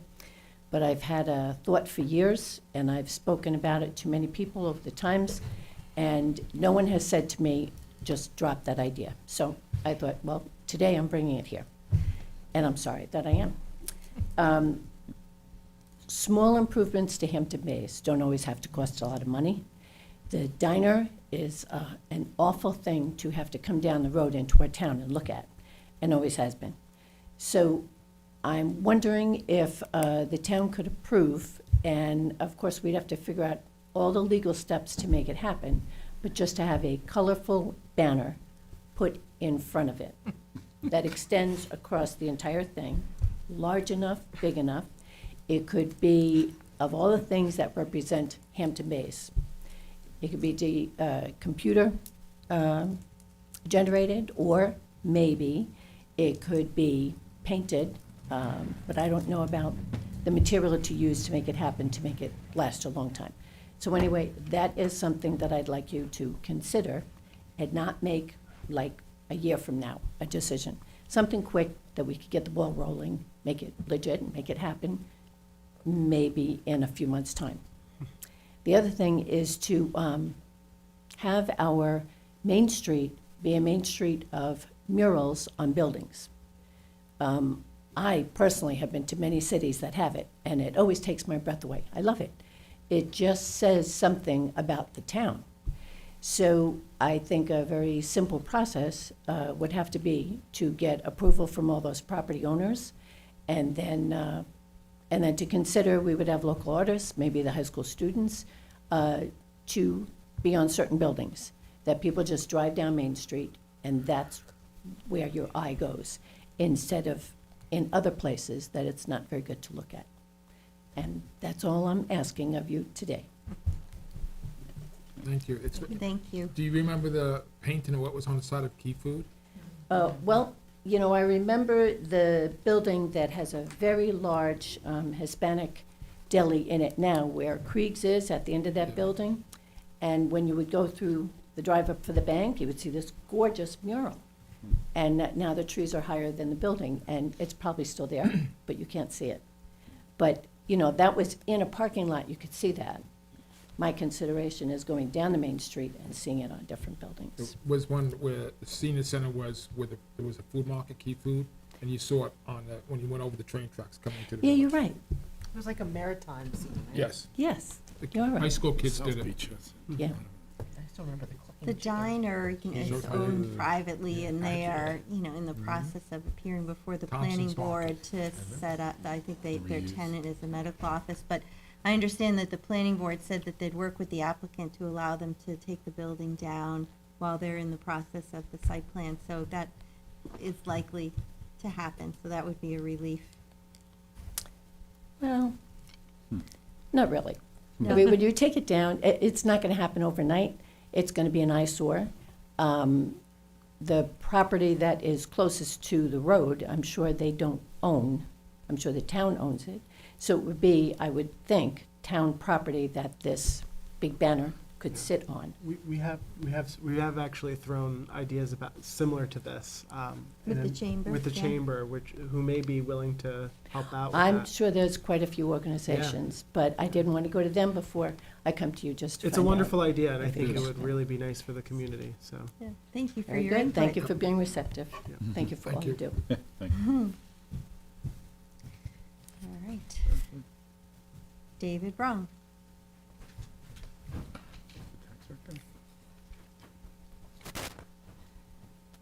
And just preemptively, I would like to say that there is a work session this Thursday on the 11th, and our tax assessor will be doing a presentation for us to explain the processes of the assessments, the future of the town-wide assessment, and what it all means. So we're all looking forward to hearing from her on that.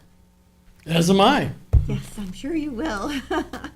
So please. So I'll start my, proceed. first of all, I thought this whole audience was here to hear my comments, but apparently I was wrong about that. I'm looking forward to your Thursday work session where you will discuss assessed values. I hope that you saw my letter to the editor in this week's press. In it, I expressed my appreciation to Councilperson Iaceli and to this entire board for scheduling that meeting on this very important topic. A few thoughts in preparation for that meeting. I previously brought your attention to 700 Meadow Lane, a $112 million property assessed by the town at $38 million. Its next door neighbor is Calvin Klein's former house at 650 Meadow Lane, which in 2020 sold for $84 million. It's assessed at $40+ million. If these two properties were added to the tax base, that tax base would be increased by over $100 million. I am confident that in 30 properties, you could add $1 billion to the tax base. Why do I bring this up? Because I hear this fiction of concern about the widow living in a $2 million house and what happens to her if we move to full current market value. The present system has huge bias favoring high value homes. Full current market value will increase the taxes of the top 5%.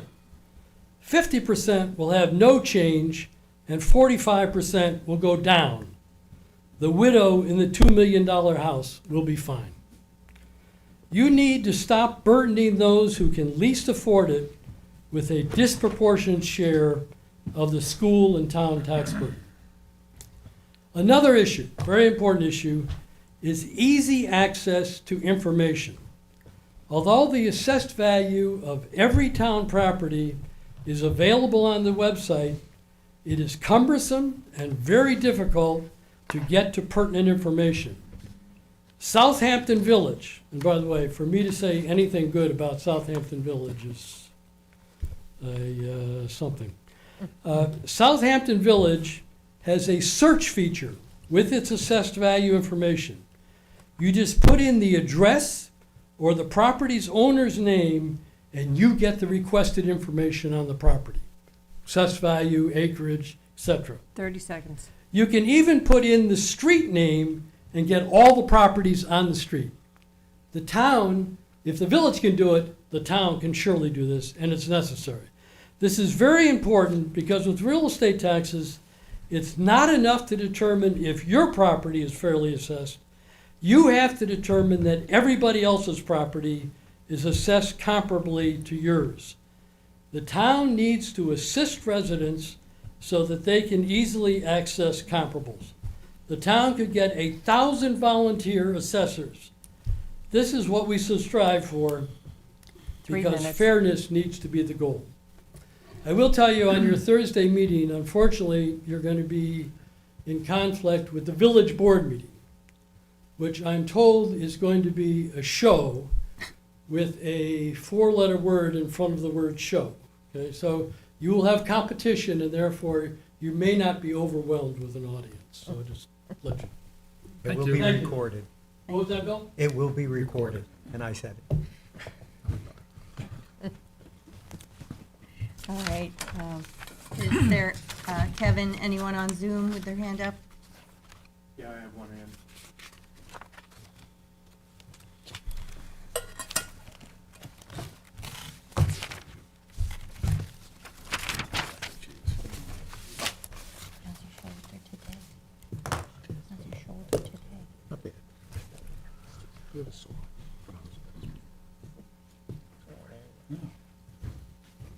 Hi, good afternoon, Supervisor Moore, council members, Town Clerk Schirmeyer, and Mr. Burke. My name is Michael Daly, and I've been a resident of Southampton Town since 1960.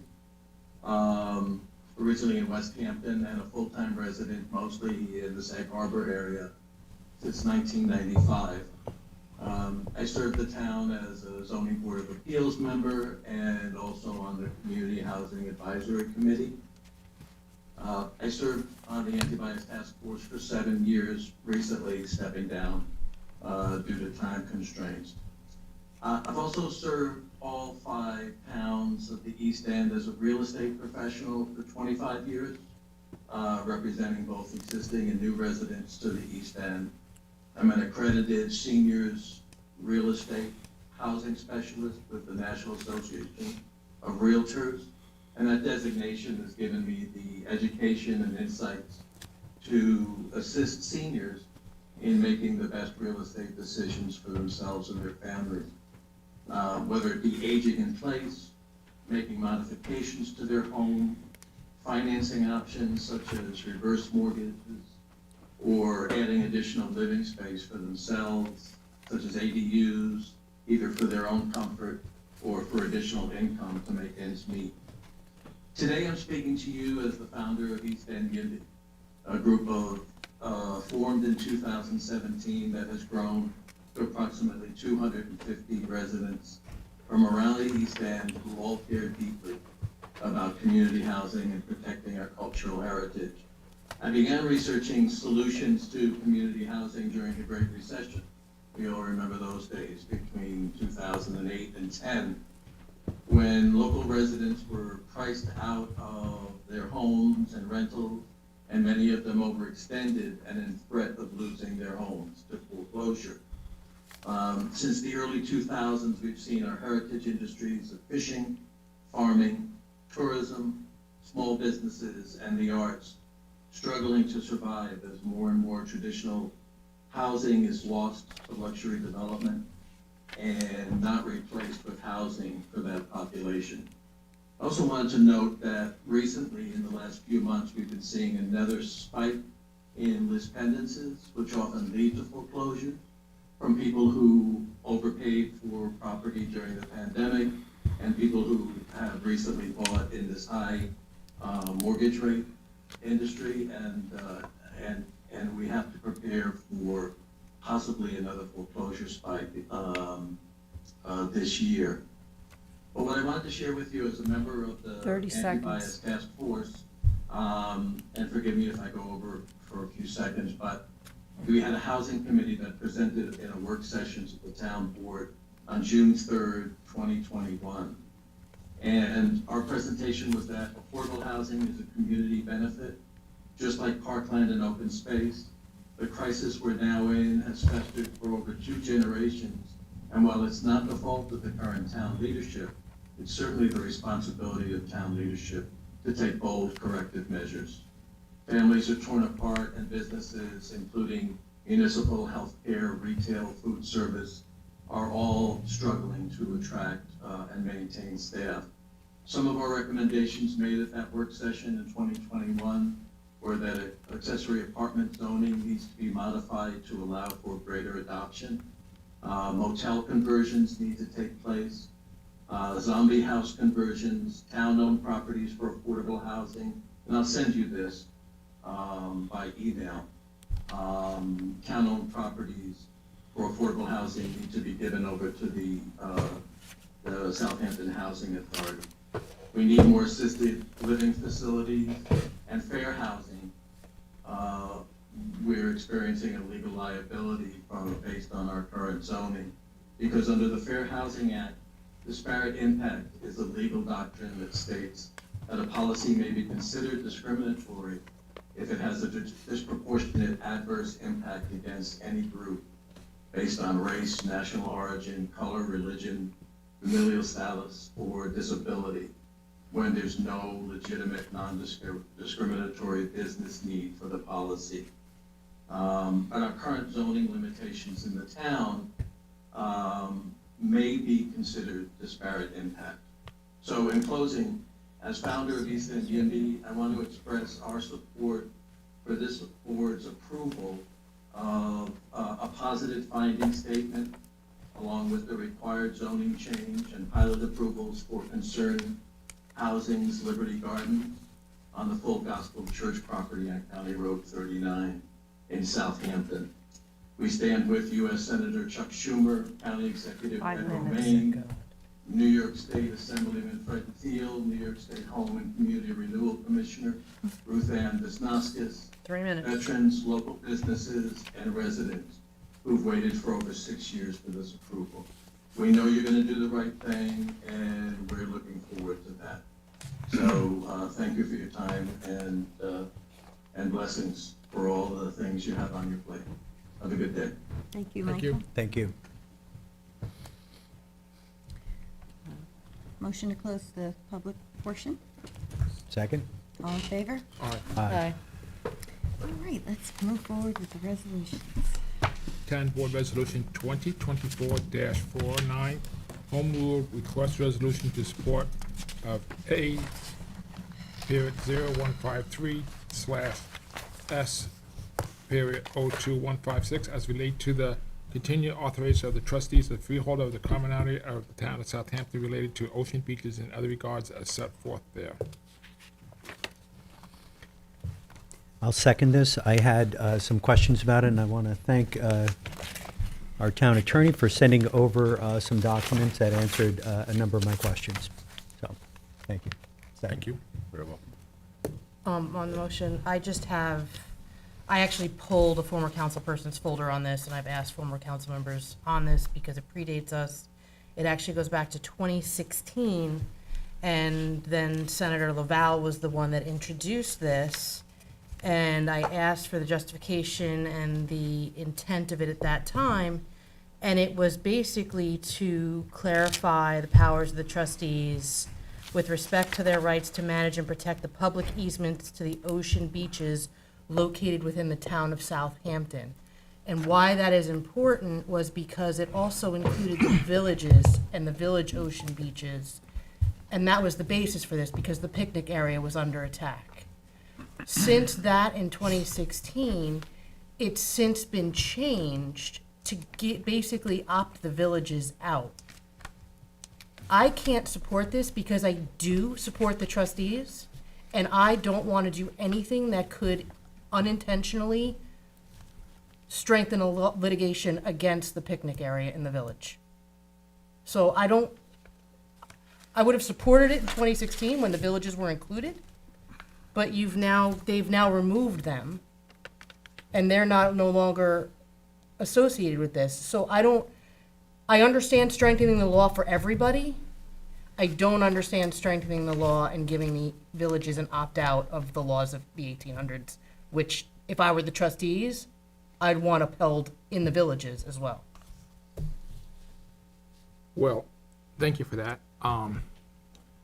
The trustees' lawyers, we talked about that, and it does still strengthen the laws in the villages. Mainly, that is the dune, what they were talking about. We still have the right-of-ways through the villages.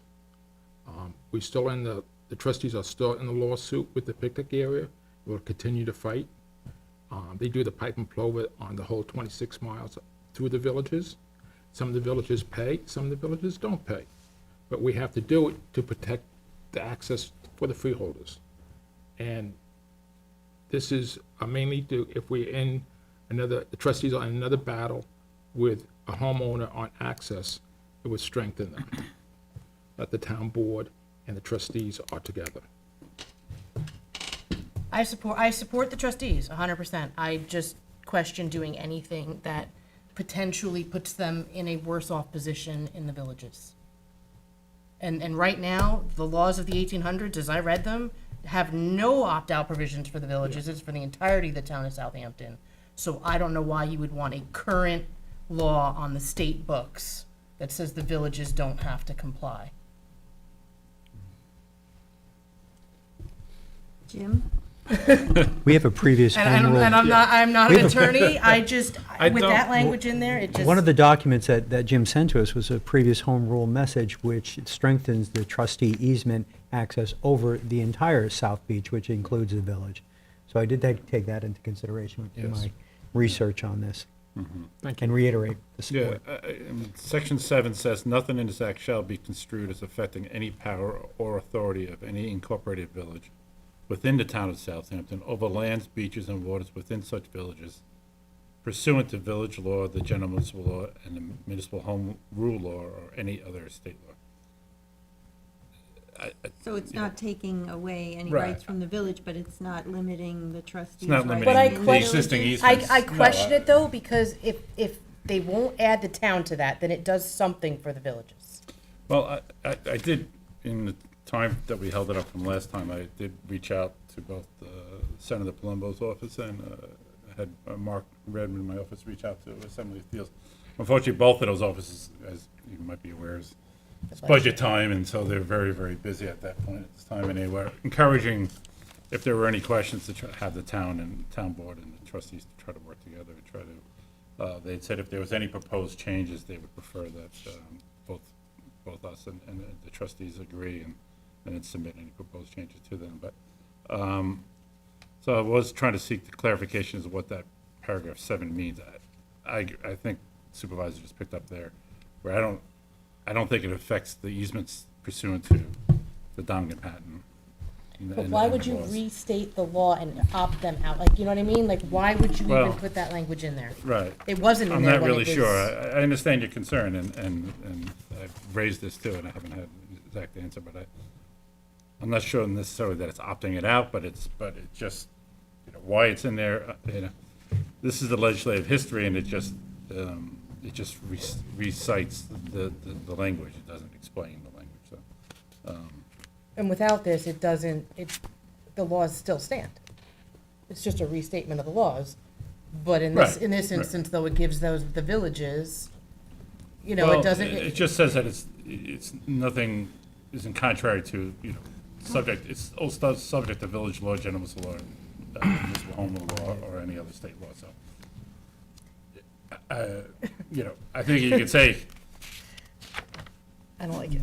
Were you suggesting before, Jim, that we should add clarifying language? And where are you with that now? I had brought that up we had talked about that, and one of the suggestions was to try to, either, if there were members of the town board that were concerned, that we could put something in there that said, affecting the powers that does not affect the powers of the town of Southampton as well. I think that's not what Councilperson McNamara is arguing now. I think I think. I'm past that, because Yeah, in all honesty, if they're not going to add us to that language, then in my mind, it does something for the villages. And the fact that the villages do not, they no longer, the villages, the old law had to pass a home rule message to support it. They don't have to do that now because they put that clause in it that basically says the villages aren't impacted. So the original intent of this law in 2016 with Senator Laval was to strengthen the trustees' ability to fight lawsuits such as in the picnic area in the village. And I don't think this strengthens your opinion. If anything, it restates those laws and gives the village an opt-out clause. I wholly support the trustees. I think that if we don't do anything with this, it doesn't change anything. And I'd rather not change anything than tip the scales the other way. And as for supporting the trustees and working with the trustees, Jim and I have continued to meet with Chip about MECOX, and we're working towards a plan to, try to get better help from the DEC, try to get the trustees an easier avenue to dredging. So we support the trustees wholly. I just don't feel comfortable with this. So if it had the word town and villages, does that I don't change even your think we opinion? should Well, I think, touch yeah. it. It wouldn't matter because it's a home rule. So even if our language, correct me if I'm wrong, Won't change the council, law. the state resolution would supersede the local The home rule. Right, it's just, it's just a home rule message. message, right? Well, the state can't pass the resolution if we don't request it, right? So this isn't like it's gonna go through without us. So if we say we are in favor of it, but we wanna add town to the village's language, isn't that what'll happen? Well, is that what you want to do I'd now? rather I'm not. sure- I'd rather, I'm not sure honestly, that's I'd what- rather not have any of that language. That was the in there. initial concern, but I think what I'm picking up from Councilperson McNamara here is that she doesn't like the language at all. But can you which- take the well, that- wording out about the village? I thought there was some You kind can't, of then a they would legal have to We get can. home rule messages. No. I'm There not has sure to be what stuff from- section 7 is in there, quite frankly. I haven't been able to get it. If you change any wording, you have to start from scratch again. So when we passed Resolution 331 of 2019, that was in part directed toward exactly what you're saying, toward the villages and strengthening the trustees' easement. So that's done. This is to help the trustees now manage better the MECOX cut. That's what's happening here. So I understand your objections. We have a motion and a second. I mean, is there any? We can vote on it. Vote on it. Well, so are we saying that this is not giving the trustees any additional authority over town, and the town's not relinquishing any of its authority or jurisdiction? I mean, if that's the case, then Yes, that's, I'm okay. but sure. if No, not- that's from my reading and, reviewing the legislative history and having some conversations with both the Senate office and Assembly office, and the reading of the history, yes, I believe, and I've read I've read the laws of 1818, I've read the laws of 1831 and 1896 and 1907, and And they've stood the test of time, so it's kind of like, the why? guessing why- cases. Right, well, yeah, that's a question too, of course, is like, why now? But no, to answer the supervisor's question, I don't, doesn't, my review of this doesn't impact the powers of the town. So can we put a whereas clause on front of it? Whereas. You can't change any wording at Can't all. change it. Well, what do you mean you can't change the You law? can We'll change our the home rule. resolution. No, you can't change any wording in the home rule. If you do change our home rule, then it's possible they won't pass it because you're changing what they want. Listen, everybody could do what they want. I am not personally not comfortable because of the research that I did with the way the law was intended was to strengthen the trustees over the ocean beaches, and the original legislation did not have any wording on it about the villages, and now suddenly they've been eased out, and I'm not comfortable with what it It sounds like you're trying to does. protect them from themselves, but Yes. this is something that they're asking I'm us saying to let do. the laws of the 1800s stand as is. Why restate them and give the villages an opt-out, pretty much? And, well, And they're, And Bill wants to and go they've forward, but she's really entitled thought to it do. through, and Yes, what they- Sydney's concerns Yes, are we spoke, not. we spoke to the lawyers last year when I was on the board, and they Concern. re-spoke to the lawyers again.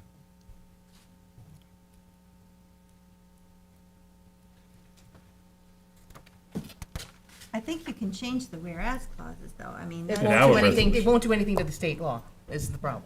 just so Yeah, that right. we're on record with our opinion as to our this is our understanding. This is not going to dilute the I think I- authority of the, I think in my email yesterday, I did make, there was two suggestions. One was to either, we talked about adding that language on section 7, to include the town of Southampton, but I think that's, I don't even think you should. I think you Right, should no, I just agree. I restate understand the that laws part. as they are with nothing. right. just stating our And then, understanding. and then Does- the other suggestion was to add another paragraph talking about it, just as we're talking now, like, that it, our intent here is just to support the restatement of the powers of the trustees. I'll find what I sent yesterday. Well, correct me if I'm wrong, I believe one of the things you stated, that if we were to change the language, it would have no impact on the state law, and if therefore you wanted to change what the state law was saying, or the home rule message, I should say, that if we wanted that language to change in the home rule message, we'd need to confer with the trustees on the change of the language, so that it's good with Yes. both the town If we- board and If the we want to trustees. change the actual proposed legislation, that was the request of both the Senate and Assembly's offices. Does that include even adding the whereas clause at the beginning? Well, like, No, whereas no, it's our not in our understanding. resolution, I don't think it would. Right. What I had mentioned in yesterday's email is that the proposed, adding some language, the proposed legislation is to clarify and restate the powers of the trustees as provided for in the Dongan Patent, the laws of 1818, 1831, 1892, and 1907, while not impacting the current powers and authority of the town board of the town of Southampton. That was the other suggestion I had, if you wanted to add that to the resolution. I mean, Bill, like, doesn't I'm hurt the fine with it. resolution, right? No, it doesn't hurt the resolution. No. To add that. It's not like you're changing the law, you're just setting forth our understanding, Yeah. so Yeah. in case anybody wonders in the future why we did it. Is that fine? No, I know your concerns. I don't know why it's in there, but. Jim, would that mess it up state, where they have to rewrite the law upstate if we add those? No, I don't think there's any impact on Okay. the. I'm fine with it then. The history of the bill, I mean, and I don't know if Tommy John, or 2016. if you know, if we had done home rule messages in 2016 and 2019, when we did it, did they pass at that time, Tommy John, do you know? Mm-hmm. Oh, they did, okay. No, they didn't pass at the state level. Well, right, I mean, it passed here, but not. It passed here. It but not passed at the state here. level. So this legislation's been pending. No, it didn't, it passed here, but it didn't pass that yeah. the villages never gave home rule messages. That's what I Right. have in here. Right. It never passed the state because Right. the villages wouldn't give home rule messages supporting it. So So they then did the Thiel villages. rewrote it and took Yeah. the villages out of it. So that's my concern. Okay.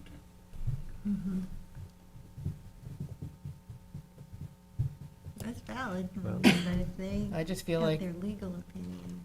the laws of 1800 stand as is. They've stood the test of time, so. Yeah, I don't think the village laws are in conflict with the rights and the powers of the trustees, quite frankly. I mean, the Dongan Patent gives the trustees certain powers, and the easements over the beaches So and we're just access, gonna add the thankfully, laws of the 18. roads, the trustee roads, to the ocean and access, that's the most important thing about it, and also the regulation of the waters. And the respective laws provide that as well. I don't know that this legislation has any impact on that, but, yeah, that's, Just and if the devil's trustees are advocate. supporting it, this is what they're asking for. Well, then, I would move to, before we vote on this, I would move to amend the resolution to add the language that you just mentioned, Yeah. which is, Want me to read it again? So I can find it off my I'd phone. like you to type it up and email it to my office, so. Yeah, Yes. I'll send you the, Thank you. I have this email, I'll send it to you. Do you need to read it again, or just send it? We're good? Just so we get it correct. Absolutely. So you want me to amend the resolution to add 1818, 1831, and so on down? Yeah, what I had suggested, and I read before, the proposed legislation is to clarify and restate the powers of the trustees as provided for in the Dongan Patent, the laws of 1818, 1831, 1892, and 1907, while not impacting the current powers of and authority of the town board of the town of Southampton. And I will send this to Thank the you. town. So I'll amend that, my home rule to add that to it. As long as you're all in agreement with. Yeah, Second. is there a second? Yes. Second. All in favor? Aye. That's to amend, right? Yes. Yeah, to amend. And now to And adopt. then to adopt the town board, well, it's yours to read as amended, read it. Here, just this, I guess you could just say this as amended. You had a mover and a second on the. And everyone said On yes. the original. On the visual. On the agenda, on the original? Yes, on the original, so, Yeah. but you didn't take an action. Now you've amended it. I took that vote. And So now- I still have the mover and the second. Okay, so now Correct. we have to vote. Right? As amended. As As amended. amended, yes. There was no vote on the first. There was No. not. So, Town Board Resolution 2024-49. Home rule request in support of A:0153/S:02156 as it relates to the continued authorization of the trustees of the freeholders in the Commonwealth of the Town of Southampton related to the ocean beaches and other regarding as set forth and as amended. Just making sure you're awake. So, So he said as amended. As as amended. amended, yes. Are you still in second? Yes. All in favor? Aye. Aye. I'm a no, for the reasons I stated, because I just am not comfortable with the village language. Thank you, everyone. I support you though, Bill. No, I'm saying thank you for it. I like a no once in a while.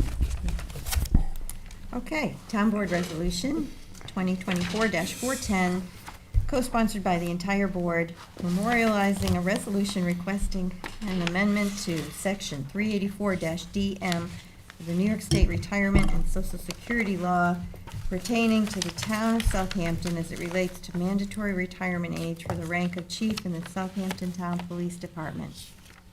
Second? All in favor? Aye. Aye. Town Board Resolution 2024-422, agreement, contract, and leasing, authorized purchase of asphalt and bituminous material used for Suffolk County contracts. Second. All in favor? Aye. Aye. 2024-423, agreement and contracts sponsored with Councilman McNamara. Authorized to purchase snow plow and spreader parts and labor to repair heavy equipment from Titus used from the town of Brookhaven contracts. Second? All in favor? Aye. Aye. Town Board Resolution 424 of 2024, co-sponsored Councilman Schiavone, authorized purchases of maintenance and repair of lifts and jacks from PMT forklift using Suffolk County contract. Second. All in favor? Aye. Aye. 2024-425, agreement and contract and lease authorized to purchase from Kowalski American using Sourcewell contracts. Second? All in favor? Aye. Aye. Town Board Resolution 2024-426, to authorize the purchase of general building maintenance services involving new construction, reconstruction, and demolition from Renew Contracting and Restoration, Inc., using the Bay Shore UFSD contract. Second. All in favor? Aye. Aye. Town Board Resolution 2024-427, to authorize purchases of artificial turf using Suffolk County contract with the Land Tech Group, Inc., and Laser Industries, Inc. Second. All in favor? Aye. Town Board Resolution 2024-428, authorizing the purchase of a 2024 Ford Transit XL from DeLacy Ford. Second. All in favor? Aye. Aye. Town Board Resolution 429 of 2024 authorizes supervisor to sign a contract with SourcePass Contemporary LLC to provide engineering support services to assist the town with connectivity and security to outside agencies to support software migration. Second. All in favor? Aye. Aye. Town Board Resolution 2024-430, co-sponsored by Councilman Schiavone, to authorize the change order for the electrical portion of the Southampton Volunteer Ambulance Facility with Commander Electric. Second. All in favor? Aye. Town Board Resolution 2024-431, co-sponsored by, with Councilwoman McNamara, to authorize supervisor to sign an amended contract with H2M Architects, Engineers, Land Surveying for professional services related to improvements to the building department entrance. Second? All in favor? Aye. Town Board Resolution 432 of 2024, authorizing the supervisor to sign DPP with Toshiba America Business Solutions, Inc. for copy machines from Eastern Suffolk BOCES contract. Second. All in favor? Aye. Town Board Resolution 433 of 2024, authorize reallocation of water quality improvement project funding for Flying Point Comfort Station to Hot Dog Beach Comfort Station. Second. All in Co-sponsored by favor? Councilman Pell. Aye. All in favor? Aye. Aye. Sorry, Bill. Town Board Resolution 434 of 2024, co-sponsored with the board, authorize supplemental funding for WQIP of Elwave Creek Stormwater and Restoration Project related to field conditions encountered during construction. Second. All in favor? Aye. Town Board Resolution 2024-435, co-sponsored with Councilman Scavone, to authorize the supervisor to execute an amended contract with Hirsch and Company for the plumbing portion of the Southampton Volunteer Ambulance Facility. Second. All in favor? Aye. Aye. Town Board Resolution 436 of 2024, authorize the supervisor to execute any and all documents relating to an agreement with Telview Corporation to upgrade software and broadcast equipment for Southampton Channels 20 and 22. Second. All in favor? Aye. Town Board Resolution 437 of 2024, authorize the supervisor to sign a no-cost contract extension for Reeves Bay Catwalk and Barn Restoration with Chesterfield Associates Incorporated. Second. All in favor? Aye. Town Board Resolution 2024-438, to authorize the supervisor to sign a sole source contract with Mayday Communications, Inc. for Variant Systems, Inc. Second. All in favor? Aye. Aye. Town Board Resolution 2024-439, to award and authorize the supervisor to sign a contract with Gershow Recycling for removal of abandoned junk and decommissioned vehicles. Second. All in favor? Aye. Town Board Resolution 2024-440, to declare items surplus and authorize the disposal of vehicles and equipment. Second. All in favor? Aye. Town Board Resolution 441 of 2024, co-sponsored with Councilman Scavone, recall and amend Resolution Number 2023-105, authorize supervisor to sign DPP with Toshiba America Business Solutions, Inc. for copy machines from Eastern Suffolk BOCES contract. Second. All in favor? Aye. Town Board Resolution 2024-442, agreement and contracts, and also sponsored with Councilman Izola. Recall amend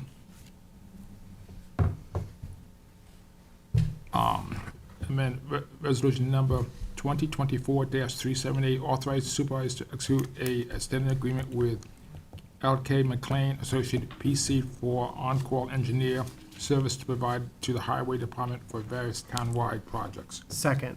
All in favor? Aye. Town Board Resolution 2024-443, co-sponsored by the entire board, to authorize the supervisor to execute an extended agreement with First Coastal Corporation as it relates to professional services for the Fire Island Inlet to Montauk Point project. Second. All in favor? Aye. Town Board Resolution 444 of 2024, award and authorize supervisor to sign contract with Chesterfield Associates, Inc. for Hot Dog Beach sanitary system. Second. All in favor? Aye. Town Board Resolution 2024-445, agreement with LK McLean Associates PC as it relates to professional services for the Fire Island Inlet to Montauk Point project. Second. All in favor? Aye. Town Board Resolution 2024-446. 2024 notice to bidder for application for crack seal for the roads. Second. All in favor? Aye. Town Board Resolution 2024-447, notice, 2024 notice to bidders for liquid propane gas. Second. All in favor? Aye. Town Board Resolution 2024-448, to amend the 2024-2028 capital budget for park improvement projects. Second. All in favor? Aye. Town Board Resolution 2024-449, co-sponsored by the entire board, repealing prior bond authorization. Second. All in favor? Aye. Town Board Resolution 2024-450, co-sponsored by the entire board, authorizing the closure of capital project Shinnecock Limited Access Road. Second. All in favor? Aye. Town Board Resolution 2024-451 to authorize the closure of certain capital projects. Second. All in favor? Aye. Aye. Town Board Resolution 2024-452 to authorize the town to reimburse New York Municipal Insurance Reciprocal NYMER for the deductible for bodily injury and property damage claims. Second. All in favor? Aye. Town Board Resolution 2024-453 to recall and amend Resolution 2024-296 to retain Sokoloff Stern LLP to represent the interests of the town as it relates to a litigation matter entitled Wexler et al. Versus the Town of Southampton et al. Second. All in favor? Aye. Town Board Resolution 2024-454, sponsored by the whole town board. But, I think we're gonna table this one. Oh, yeah. Yeah, table. And if I could be removed as a co-sponsor, Madam Clerk? Yes. And also, just a note on the public hearing resolution, I was also noted as a co-sponsor to that one as well. So if I could be removed to that one too. Thank you. It's done. Yeah, we Get it can't, up. I know, I did make that request and I was told I'm not on it. well, we can't go back in time, Okay. though, and you have to do that during the current meeting that's taking place. Yeah, I never- did though, and I just looked and then No, my but you name were on the was it. resolution setting the public hearing. You can't go back to that meeting where we set the public hearing and remove yourself as a sponsor of the public Okay. A hearing. couple of weeks ago. Okay, fair enough. But just because you're setting a public hearing doesn't mean. I know, no, I understand, I just wanted to Yeah. circle back. Sorry, And thank you you. were supporting wanting to hear from the public. Yep, I would if I could, absolutely. but I'm taking you off of this resolution. Thank you. Tabling. Thank you, Madam the Clerk. whole Tabling. thing. Okay. And you're tabling For the- Investigation. to For the 2 next weeks. meeting? Next Yes. meeting.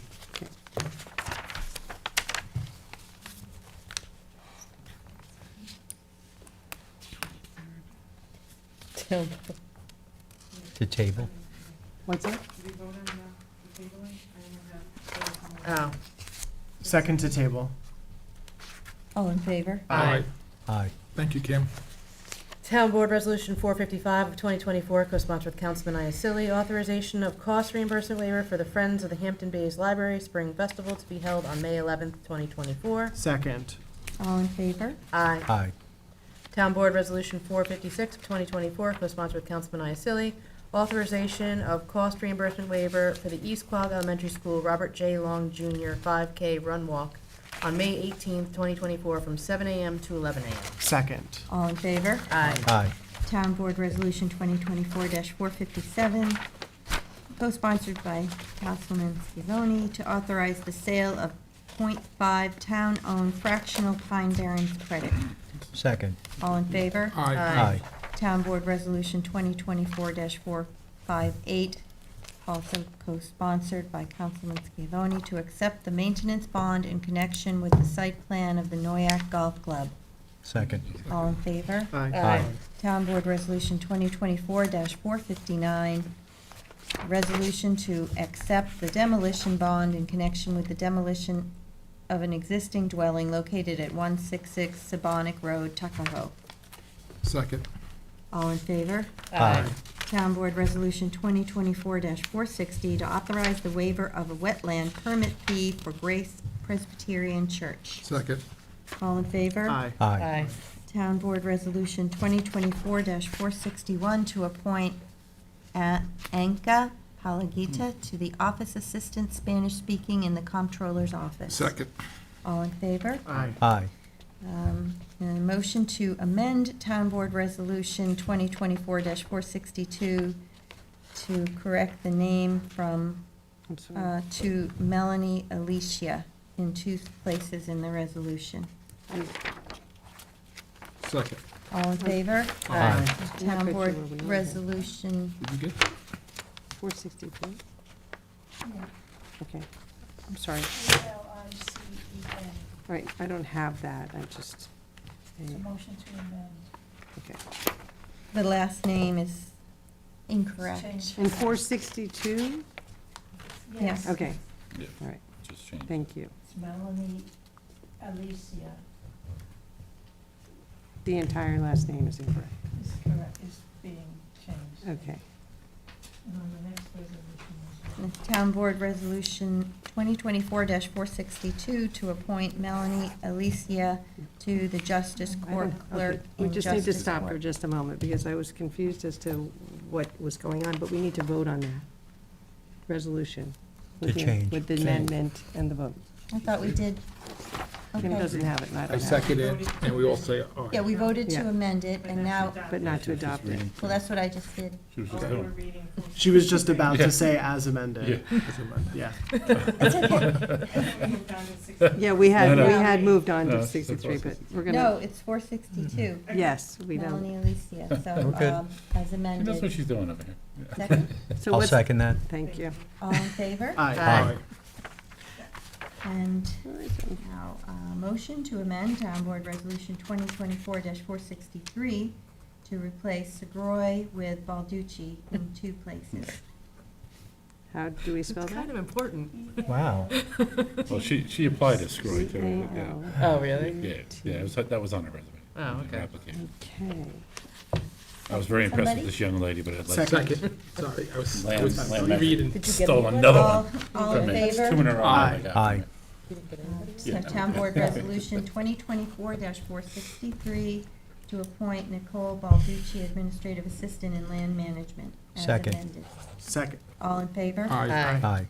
Town Board Resolution 2024-464 to appoint Scott Demange to Custodial Worker 1 in Municipal Works. Second. All in favor? Aye. Town Board Resolution 2024-465, co-sponsored with Councilman Pell, to appoint Timothy Wilson to Maintenance Mechanic 3 position in the trustees. And he came up to the ranks, and he'll do a good job at the position. Oh, good. They need a second? Second. All in favor? Aye. Aye. Town Board Resolution 2024-466 to appoint Torrance Langhorn to sanitation helper position in Municipal Works Waste Management Division. Second. All in favor? Aye. 2024-467, notice of public hearing to amend chapter 312-12 to authorize 2 additional stop signs at Head of Pond Road and Lower Seven Pond Road. Second. All in favor? Aye. Town Board Resolution 2024-468, notice of public hearing to amend chapter 312-7 to authorize 2 additional stop signs at Mill Road and South Country Road, creating a all-way stop. Second. All in favor? Aye. Town Board Resolution 469 of 2024, a notice of public hearing for the Water Quality Improvement Project requested by the Town of Southampton Municipal Works Department for the Town Hall sanitary system upgrade. Second, this is very important. This is the first step on fixing Town Hall. After this, the place will be painted and fixed up. So we can be proud of it again. Excellent. All in favor? Aye. Aye.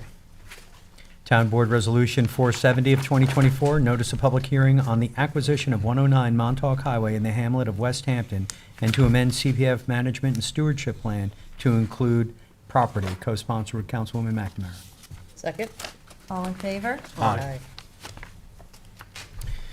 Town Board Resolution 471 of 2024, co-sponsored with Councilmember Uselli, notice of public hearing on the acquisition of a historic preservation and conservation easement on the property located at 29 Dock Road in the hamlet of Eastport, and amend Community Preservation Project Plan and the CPF Management and Stewardship Plan to include said property. Second. All in favor? Aye. Town Board Resolution 2024-472, co-sponsored by the entire board, for a notice of public hearing to consider repealing the existing Town Code, Chapter 23, Code of Essex, and replacing it in its entirety with a new Town Code, Chapter 23, Code of Ethics. Second. All in favor? Aye. Quite a lengthy thing.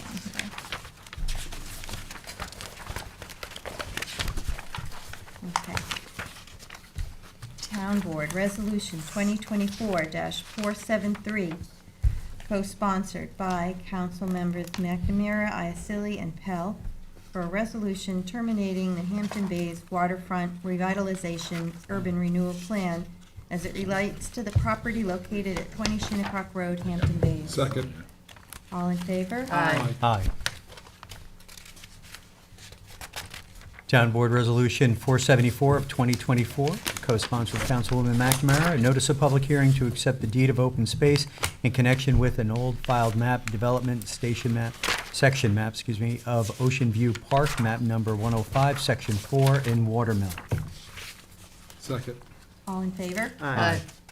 Town Board Resolution 2024-475, a resolution to accept and file a notice of completion for the supplemental final generic environmental impact statement in connection with the siting and construction of a community sewage treatment plant and associated collection and conveyance system in the hamlet of Riverside. Second. Kind of John got it. All in favor? Aye. Aye. Congratulations, Janice. Yes. And congratulations to the people of Riverside. Yes, it's a Yeah. big step forward. Thank you for all your hard work, Janice. Thank You are you. the captain of this ship. We ain't over yet. I didn't go home yet. She had to wait and make sure we did it. Thank you for Riverhead resident. Now for the walk-on town board resolution. We have this, Let me see who's we have this supposed right to do here. Yeah, I have one of the. How about 2074? it. What? Michael's got the first resolution. So I have Town Board Resolution ID number 46101, appointing Gerald Martin to the Southampton Town Disability Task Force. Second. Good man. All in favor? Aye. Aye. Town board resolution ID number 46103, co-sponsored by Councilman Pell, notice to proposers for professional architectural and engineering design services for the West Hampton Activity Center. Second. All in favor? Aye. Aye. Okay, and then town board resolution ID number 46139 for warrant number 7, capital number 7, CPF number 7, dated April 9th, 2024. Second. All in favor? Aye. And then we have, Town Board, well, we'll do 46145, right? yes, Okay, docket ID 46145, 2024 Water Quality Improvement Funding Award of the Community Preservation Fund, Water Quality Improvement Projects Fund for the design and construction of the Riverside Sewage Treatment Plant Associated Collection and Conveyance System. I'd like to be added, please. Oh, second. as amended by the insert. Oh.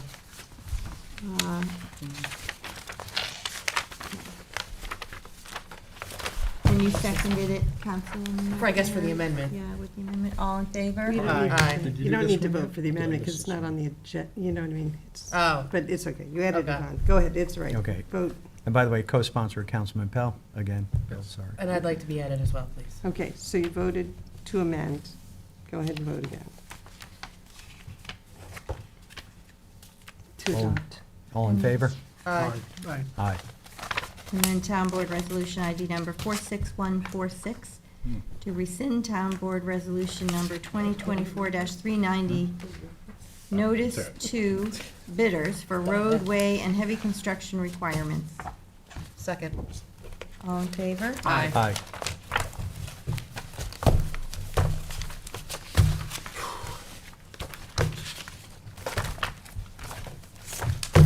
Okay. Oh.